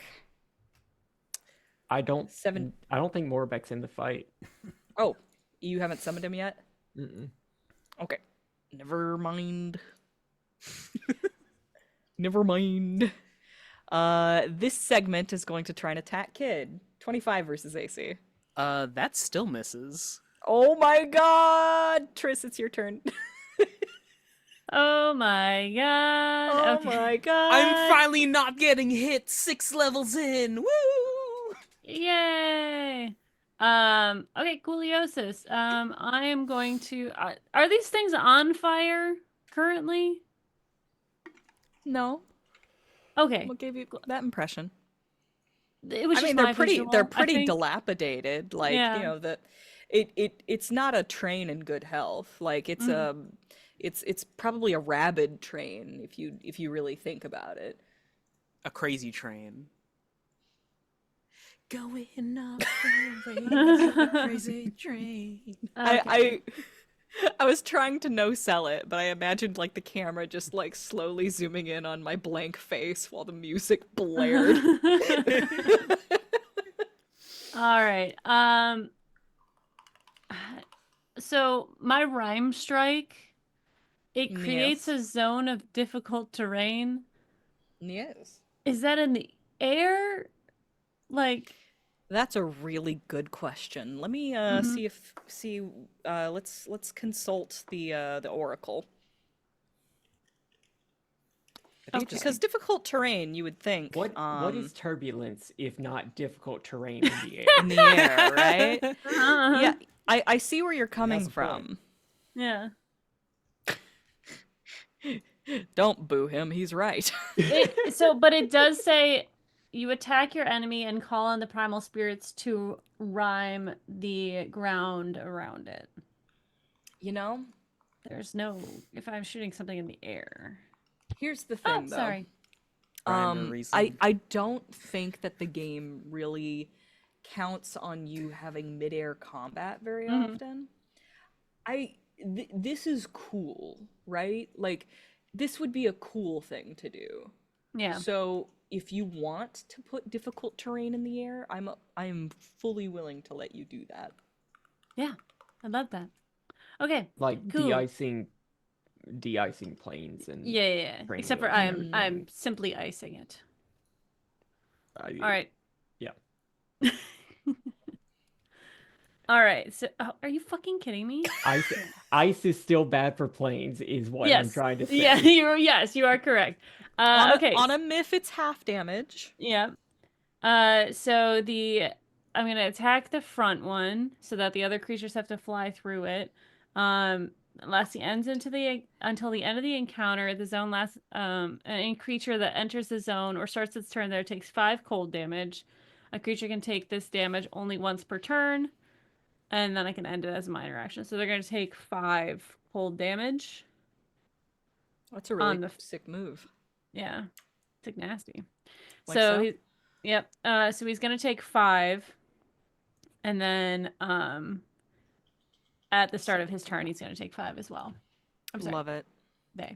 And then let's see. The train is bloodied.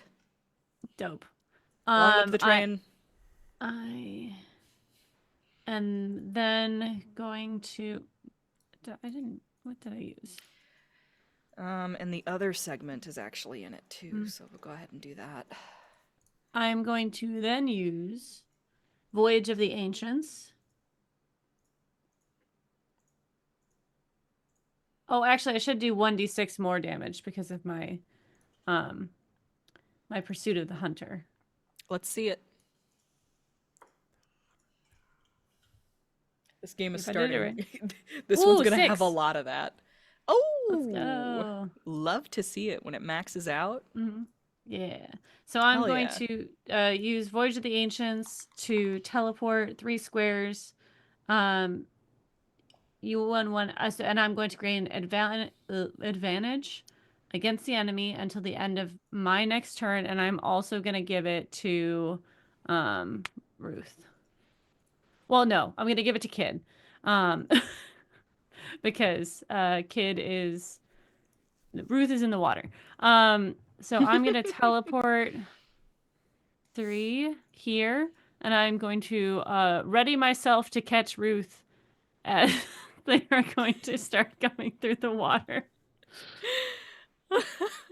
Okay. Segment. It's pretty close to Ruth, and he looks awful vulnerable down there. I think that you ought not to be immobilized anymore. No, now I'm just wet. Okay, well, we'll see what we can do about that. 30 versus AC. Oh my god, yes. This tangled steam pipe is... All right, Ruth, it's your turn. You've been grisped. Right. Can I see the outside around me? Uh-huh. Okay. I mean, like, it basically grabs you, pulls you into the train. It's not restraining you or anything. You just can't leave the cab. Oh. But you can try to leave it. Okay. In fact, you must. Because it's not a save ends. It's the only way to get out. Oh. Is to try and escape it. Oh, well. Or you can wait for it to move again and hope that you succeed your fortitude.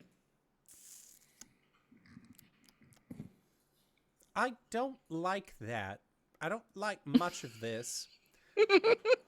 So instead... I mean, you could fight it from inside.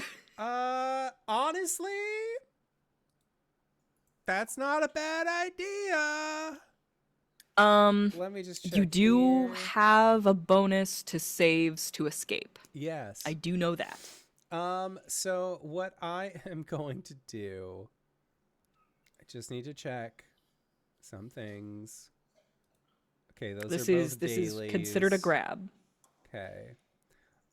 So what I am going to do is that I am going to use my newest power that I got at level 5. I'm going to do a frenzied skirmish on the inside of this real thing. Quick. Yeah. Real quick, because this is relevant and you might like to hear it. Mm-hmm. A creature can attempt to escape when it is grappled. Okay. Other immobilizing effects also let a creature try to escape. It is a move action And it's an acrobatics or athletics check. Okay. Sounds good. I'm still going to That's- stab the shit out of this guy, Okay. and then I'll move. I figured, but like this is a unique thing to 4th Yeah. edition. That's probably an important thing to know. Okay. Because it means that you could still... Oh, nice. So that crit. is a natural 20 with my battle-crazed hand axe. It's about time. So what is that? Double damage? Oh, how do we do it in 4th? It's been so long since we've had a natural 20. I think it automatically rolls it into for the natural 20 into the... I really wish it did. I'm pretty sure it doesn't. Okay. Oh, for 4th edition, isn't it max damage? Oh, right. Shit. When an attack Yeah. scores a critical hit against a target, the target takes the maximum damage possible from the attack. Okay. Do not make a damage roll. Hell yeah. So if that is the case, just checking here. So that would be 1d6 plus... oh no, that's when I'm bloodied. But I am not. So that's just 1d6. It's the plus 1 plus plus...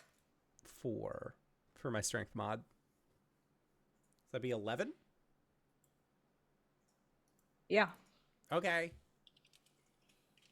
Um, And then a 29 to hit with my second weapon. hold on. I did it wrong. And then did it wrong again. There. That's correct. This is bloodied now. Okay.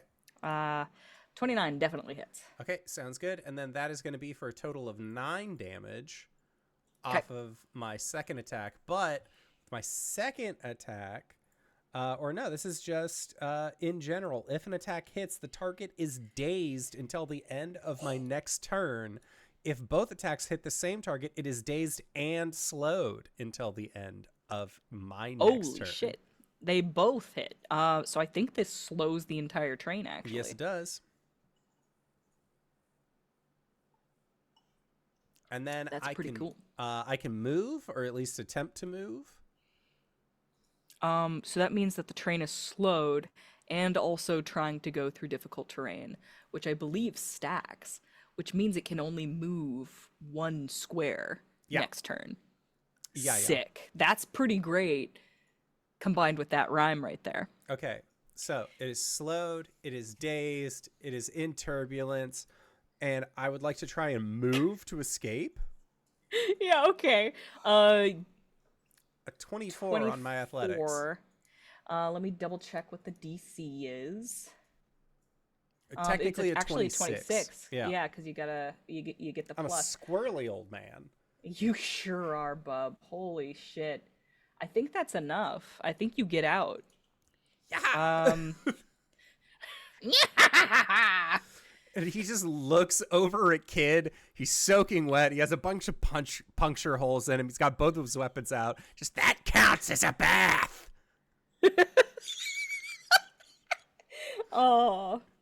Oh no, he has a catchphrase. Okay, It's not a good one, but it's a catchphrase. it's weird how many times it's been relevant. Now imagine Ruthie drenched in blood saying that. Jesus Christ! Oh no! Oh no! He had a Knights in the history. courtyard.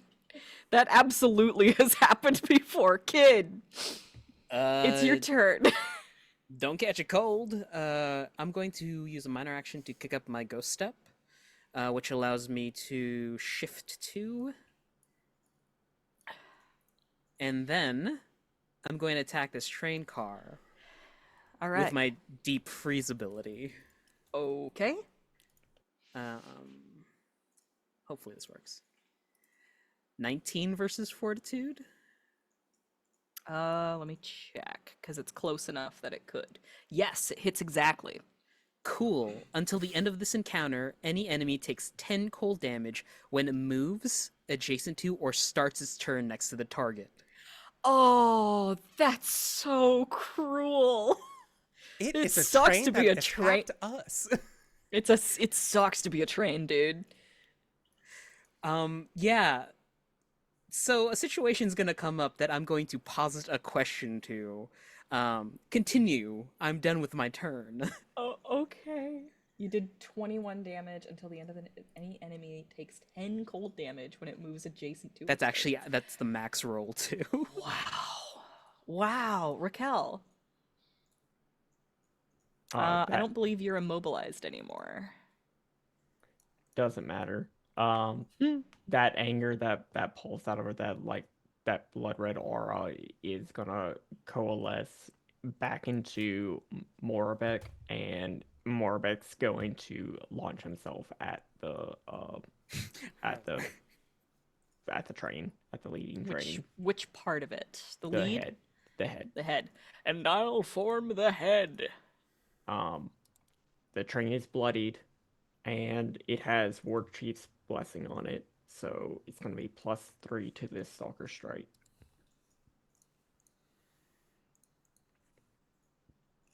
17 versus Fortitude does not hit. Okay, I would like to use my action point. Okay. This Holy is shit. important.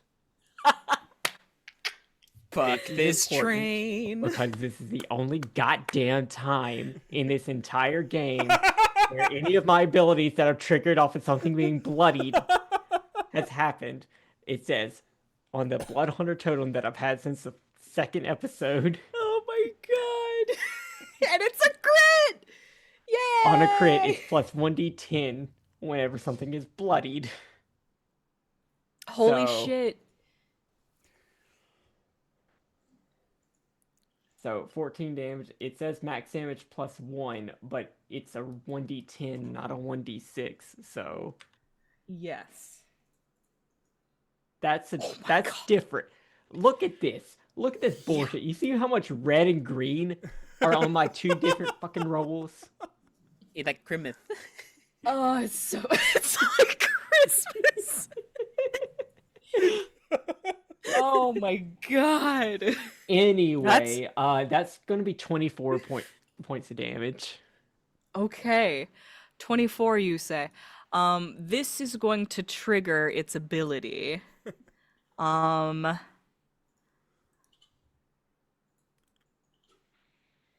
It's going to absorb the car next to it and regain as many hit points as it had left.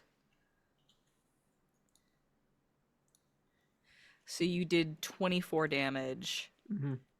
and then it absorbs that car.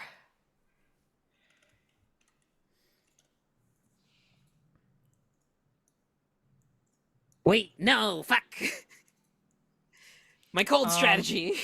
I'll put the cold on the one that was next to it. We're not. Okay. I'm not gonna fuck you over. Anything else for you, Rakel?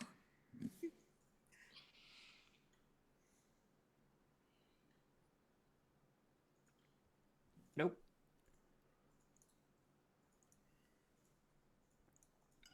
Okay, just quickly putting that cold mark on there.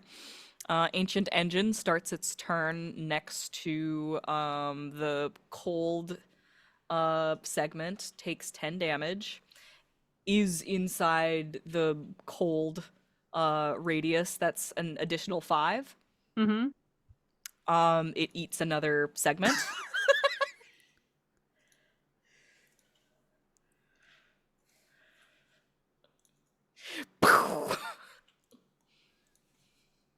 It starts its new turn next to a segment that has the cold of. I'll just transfer that slowed onto the last segment there. All right, now it actually gets a turn. It's going to try and move towards Triss, and can only move 1 square. Oh, so sad. Wait, And it's question. This is the teacher. We have homework, but in response to the rhyme strike, which triggers at the start of the turn. mm-hmm. So wouldn't it take additional damage before it moves or anything along those lines? It just did. Oh, okay, It never did, mind. yeah. I turned in my homework late. Okay. It's gonna try and attack Triss. 20 versus AC. Yeah. Idiot interrupt. Oh, actually, I'm sorry. 18 versus AC. Oh, that doesn't hit. Defender's All right. gonna defend. Wait a minute. Okay. Well, I guess that's it for him. Segment time.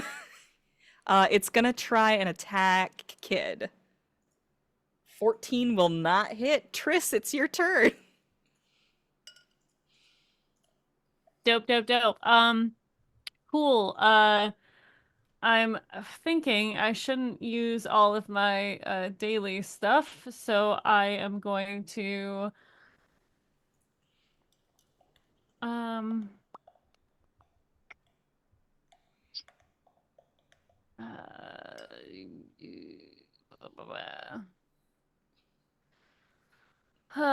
Thorn Cloud Shot.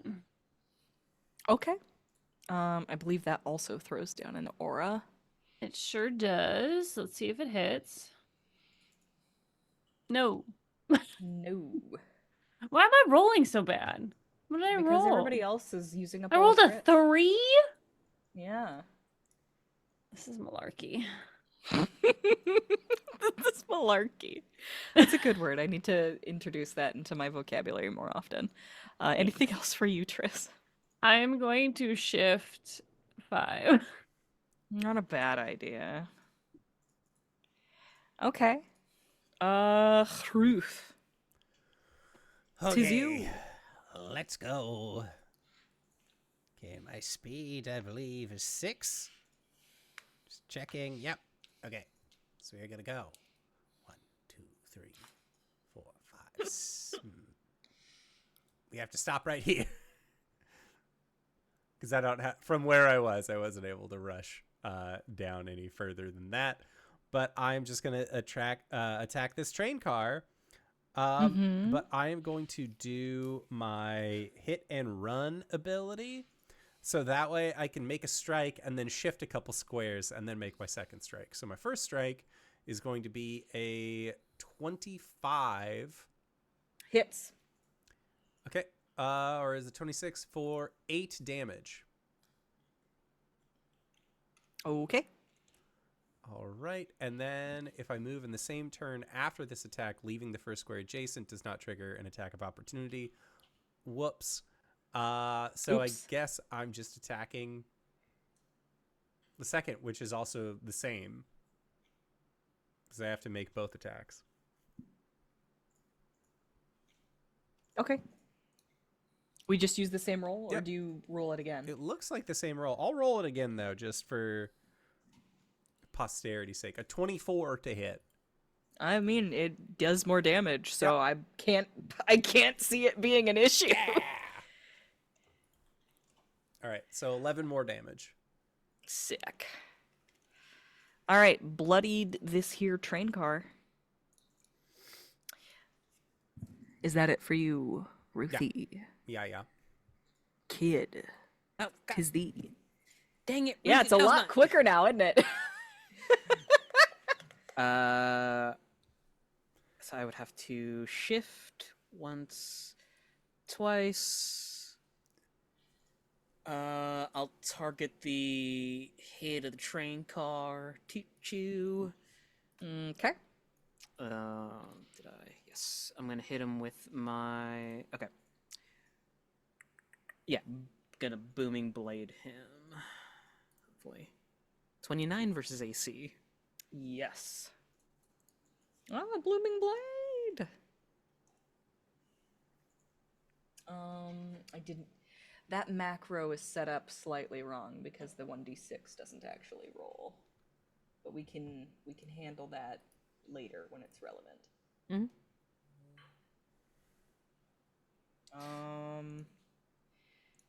How shall we? We'll just remember that it hurts him when he moves. Anything else for you, kid? That will be all. Okay, I think I fixed Rakel. the macro. I'm just gonna reroll it again to see.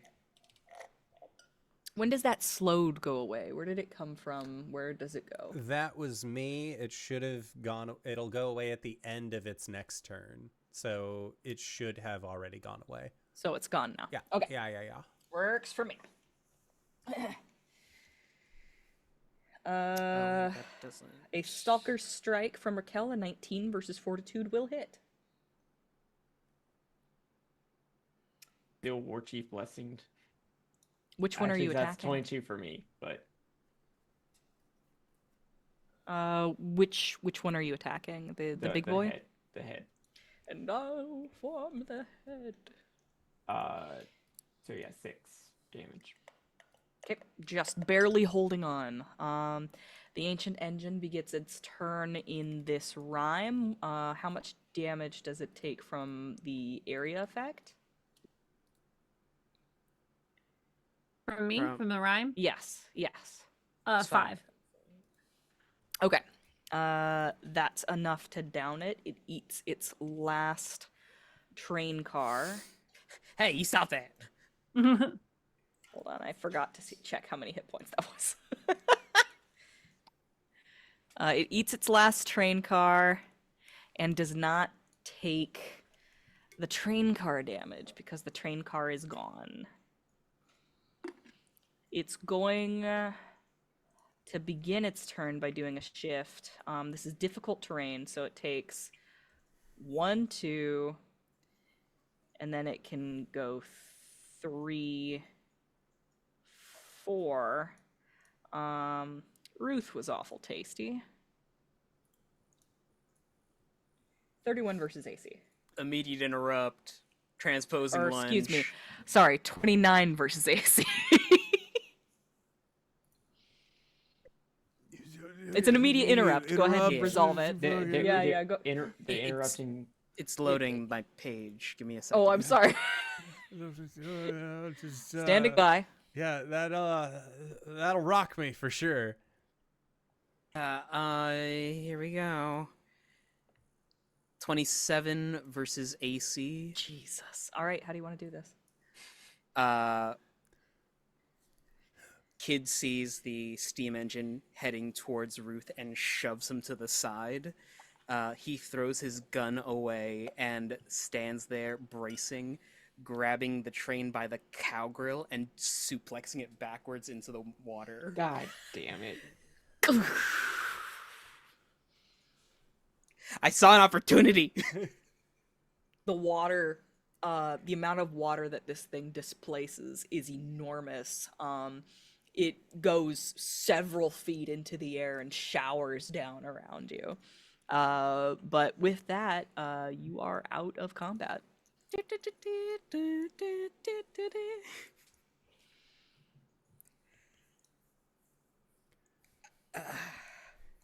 Is everybody okay? A train ate me. Not once, but twice. Oh, Ruthie. Hey, listen. I've It never counts as a felt better. bath. You defeated it from within and without, so well done. To be fair, I did not defeat the train, because I couldn't have done it without all of you fine folk. Especially you, kid. That thing was gonna eat me a third time, and then you just, locked momentum over the shoulder right into the water. Yeah, you hear stories about it all the time, about, how a mother finds strength to lift a cart off her child. I think the adrenaline kind of... I've never seen a flying creature be suplexed quite like that before. All I'm gonna say is that, looking at this giant train that is just, laying in the water, having, displaced part of the river, that is gonna make some beaver very happy someday. And he pauses. I should send him a message when I can. I should call him. Let's get off the river. What time of day is it now? You know, I was imagining the sun over the water. So, yeah, it's just about sunset, actually. Because it is the West, isn't it? It is. Great West. We should probably find someplace to hunker down for the night. Well, there are plenty of abandoned fortresses that we could reside in. If we just wanted to make a push. Otherwise, if we wanted to sleep under the great open skies, No. you got it. Old Fort it is. Y'all can poke around and try and find a nice dry place. One of the old ruins, you were saying? Yes. Okay, that works for me. Oh my goodness. I'm sorry, I just realized that she was in the background of your Yeah. webcam. She's such a sweetie. Look at her. Look at her, sister, super girl. She's a natural. What a good stream cat. Oh. Oh, baby girl. Oh, it's tuck. Yes. What a sweet lady. She did not even move when I shifted the Yes. thing. My audience. Ah, yes, the public. They love me. It's true. You are able to find several different kinds of ruins. I can give you a few different options, and you'll have your pick of them. You could go into a tower that's kind of like laying on its side. You could go into a large dome-like building, or you can go into one that seems to be a like platform, a foundation that's been cracked in half. Oh, dog. Sorry. We're getting pet pictures in the chat now. Good. Uh, Seems like Tower, dome, platform. Take your pick. Dome sounds a fun. dome. Okay. You are able to find a door for the dome. And it looks like it would have had a fairly complicated mechanism to get through. But the door has been sort of like knocked off of its hinges, so you can just sort of step through. There is like dirt and leaves and detritus that's blown in, and it's quite dark in here. But when your eyes adjust, you realize that the interior of the dome has been painted with some sort of glowing substance, just these multitudinous dots. And you realize that it's some sort of observatory. And it appears to be the night sky, but not as you know it.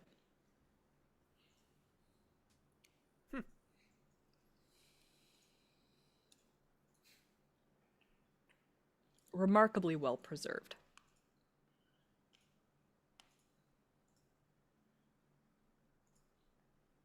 A sweep of the interior, make sure it's safe, no critters that have made a nest in here. Mm-hmm. Not a bad idea. Give me a perception check.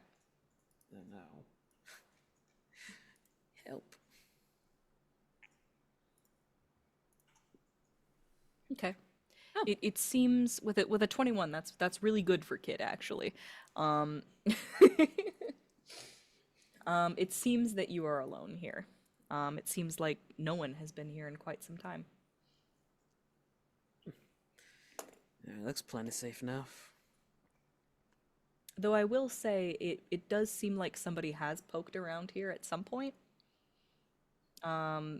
Because, well, Joe has been here. You can see his little golden footprints from when you looked for them earlier. He seems to have wandered around here a little bit.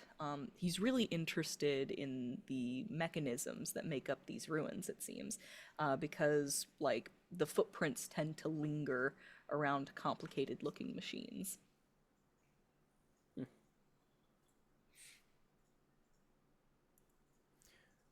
Ruth is gonna be Right. But- Everybody good? Simon was trying to say something. Yeah, Hear I was him. gonna say Ruth. Like, while Kid is looking at the contraptions and things, I think Ruth is more taken by the layout of the observatory. Like, if it's not charting this particular sky or a sky that they're familiar with, like, can he use some sort of deducing nature-y kind of skill to Mhm. figure out, like, what sky would this be charting? Like, what is this I actually mean, charting? I mean, it depends on like how you want to come across this knowledge. Are you going to call on your knowledge of how nature works? Or are you going to call on your knowledge of law? I'm I gonna mean, you tell me do what skill you want to roll, and then we'll justify it. nature is gonna be Nature. my Okay, best one. sounds good to me. Yahoo! A 15. 15. It's not the best, but it's not bad, is the thing. Um, you get the idea that this is perhaps an old sky because you can sit and if you sit there and look at it for quite some time, you can start to pick out constellations that aren't quite right. Like the stars have drifted and wandered and like become different things. You're able to recognize a few of the stars, but they're just not in exactly the same place. Okay. So, I think like from Ruth's understanding, it could be just like, oh, the stars have like they're slightly different. They've moved. Like, perhaps that's something that happens over time. I don't know if he necessarily understands the universe in that way, No. but like he can surmise that much. Okay.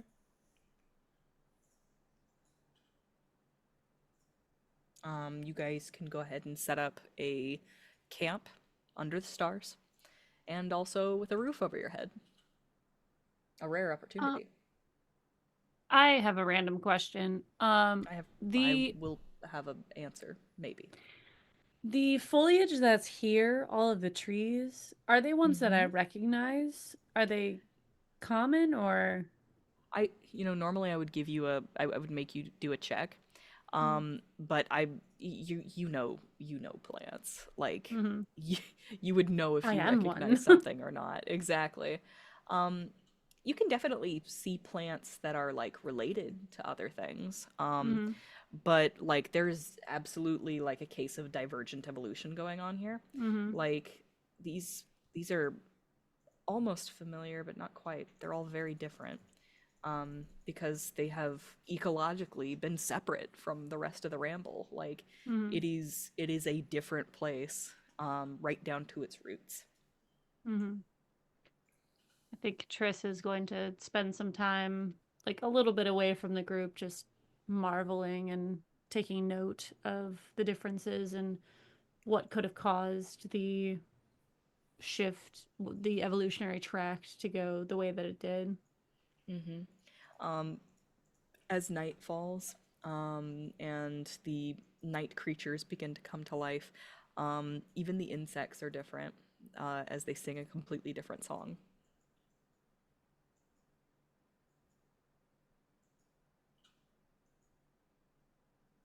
I think you guys would notice that Triss is content. She's always kind of like uptight, but she is, for lack of a better word, letting her hair down in this situation, and almost like as she's walking, she's like floating.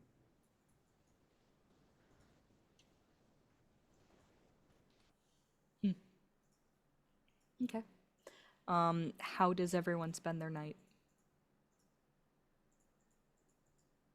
Cleaning his gun and just picking a few notes on his guitar. I think Kid'll be also looking up at the stars on the dome and trying to figure out if he noticed any of them. Okay.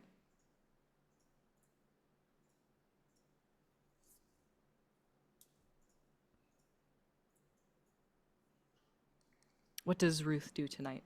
Ruth, I think at this point is I think he'll see Triss just like absolutely loving this side of the Palisades. He'll see Kid focusing on cleaning his gun, playing a little bit of the guitar, and he smiles to himself because he is reminded of a time where that could have been somebody else in Kid's shoes. And the imagery is not lost on him, but he is still happy to share this moment with Kid.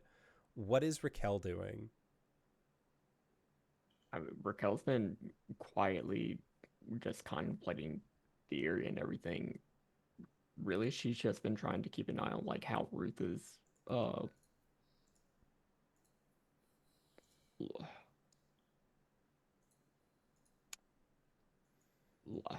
like, is Ruth trying to approach this as friendly or like just sort of trying to gauge where like what Ruth's body language says he's going to be trying to approach Goldtooth Joe with. Okay. I think at this point, Ruth would take a brief aside out of the dome just to try and get a moment to himself. So if anything, Rakel, you would probably see him like try and slink away from the rest of the party. Not for like a nefarious means, because you've seen him do this on multiple occasions. But it does look like he is just going to take a little moment to himself outside of the party. I will try to keep you within eyeshot. Okay. Yeah, you see Ruth, he'll take at least like 20 steps away from the dome. He's going to find a nice rock and then just sit and then look up at the stars for a while. And you would just hear him mutter under his breath, like he's talking more to himself than if anything, it would sound like he's talking to another person, but not expecting a response. And you would just hear him say, "Your old man finally did it. I hope I did you proud. Didn't think I'd make it this far, but well, at the end of things, new soil, old boots. Wish you were here to see it.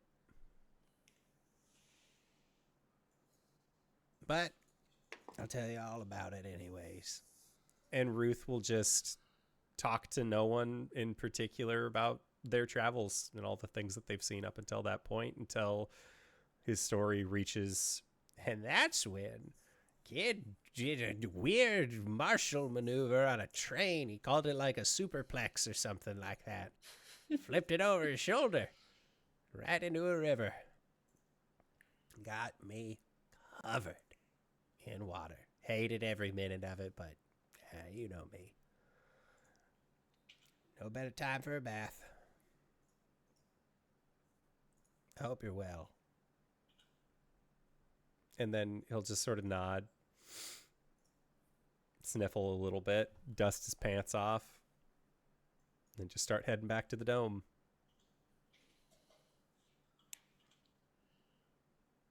Okay.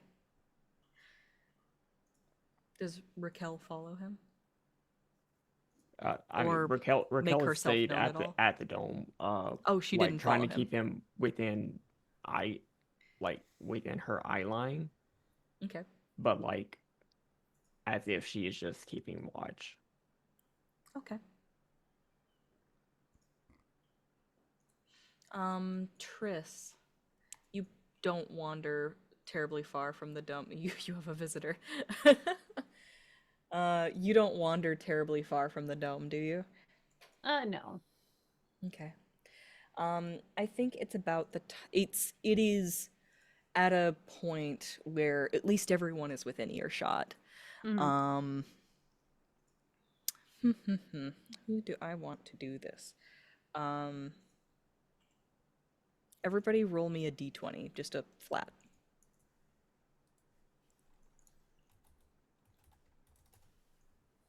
Yo! Oh, excellent.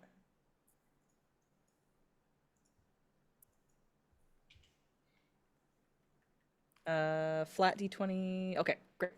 Rakel, as you see Ruth approaching the dome again, you sort of step back to give him room to walk in, and you accidentally bump into the table with all of the random bits and bots and mechanisms on it that Joe had been lingering in front of.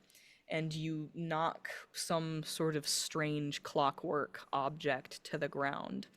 And it clicks, and something seems to activate, to pop open.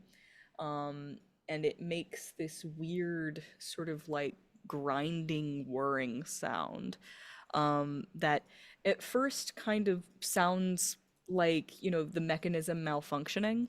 And then you realize that it has like a melodic effect to it. And like as these like little cogs spin, each in time, like a different cog will spin and like will make basically a different tone. It's essentially an archaic music box, singing in the way that only machines can. And you recognize this song. Ruth has sung this song, and Triss has sung this song. And the ritual caster that you met, that followed you all this time, you realize they sung this song too. And as you watch the machine singing, the words come back to you. For a wink of light, a spark of hope, the bounty of the West. Scrape the earth and use me up, and lay me to my rest.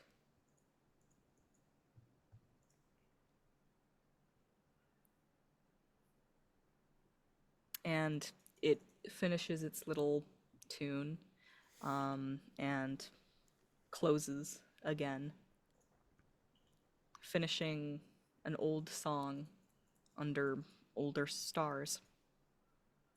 Think I just bruised my fucking hip. I guess that's where we'll leave off for this week. Incredible. Danae, thank you so much for running this game, but I always have a blast whenever y'all are on the channel. Danae, where can we find you? What do you do? Hey, I am Danae, and you can find me at DanaeKeener.com. It's a website where I post my art, where I do nerdy drawings, mostly related to D&D and a lot of things on this channel. So if you want to see things like that, go ahead and check it out, DanaeKeener.com.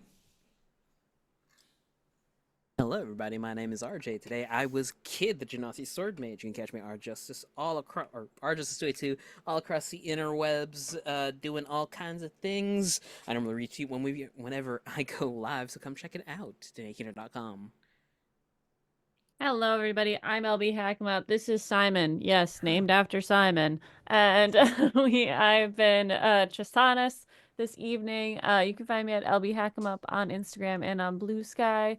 You can find me at Hack Recklessly on Twitch and on YouTube. Oh my god.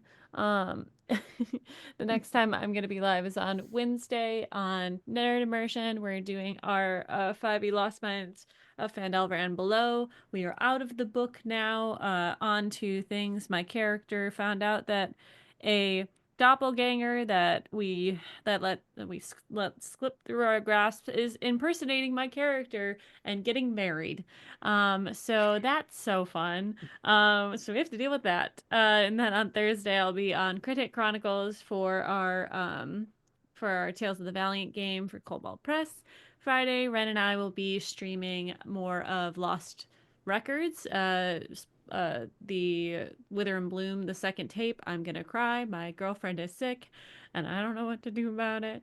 And then on Sunday we'll be back for more Dama Sky Tamers. It is Greg's birthday today, the Greg Leatherman who wrote the game. So go support him and check out his thirst traps, because that's what he posts on all of his social media. He's 55 years old, and that is a good looking man for his age for sure. So go like his stuff and celebrate him for his birthday by picking up one of his games like Glitter Hearts or Mystery Business. They're all great. So that's me, DanaeKeener.com. Boy, I'm Cyber. I'm on cyberwolf121.com on Blue Sky. I'm also cyberwolf121 on Twitch. I started streaming again. I'm streaming South of Midnight. It's good. I helped not Dolly Parton's dad's pet alligator get over his eating disorder. I think. I don't know. I also run the Planescape game on Sundays whenever that happens. We got 2 weeks in a row. And then, you know what? We're making it. DanaeKeener.com. And if you've made it this far, you probably already know who I am. But if you don't, hey, Acorns, what's up? It's me, your buddy, your pal, your friend, the Indoor Adventurer, the showrunner here at twitch.tv/Indoor Adventures. We do shows like this on Monday at 5:30 p.m. Pacific Standard Time and on Sundays at 10:30 a.m. Pacific Standard Time when we can. That being said, you can also go to youtube.com/Indoor Adventures to check up on all of the VODs of each of the games that we have played up until this point, or you can go towards anywhere audio casts are being made available for free. You can find us there under the same moniker. But speaking of things that are being made available for free, we are going to be going into our Patreon-supported after show called Nights in the Courtyard, where we answer questions not only from the community, but also from each other. So if you have any questions that you would like to ask myself or any of these other fun folk, feel free to again join us at patreon.com/Indoor Adventures. But we are going to be heading off for the evening, so I would like to say once again, thank you to everybody who decided to stop on by. Thank you to these players for putting up with our bullshit once again this week. And of course, thank you to Danae for running this fantastic game of D&D 4th edition. We could not have done it without you because none of us know the rules of 4E. So thank you especially, and we will see all of you next time. All right, everybody. See you soon. I don't even know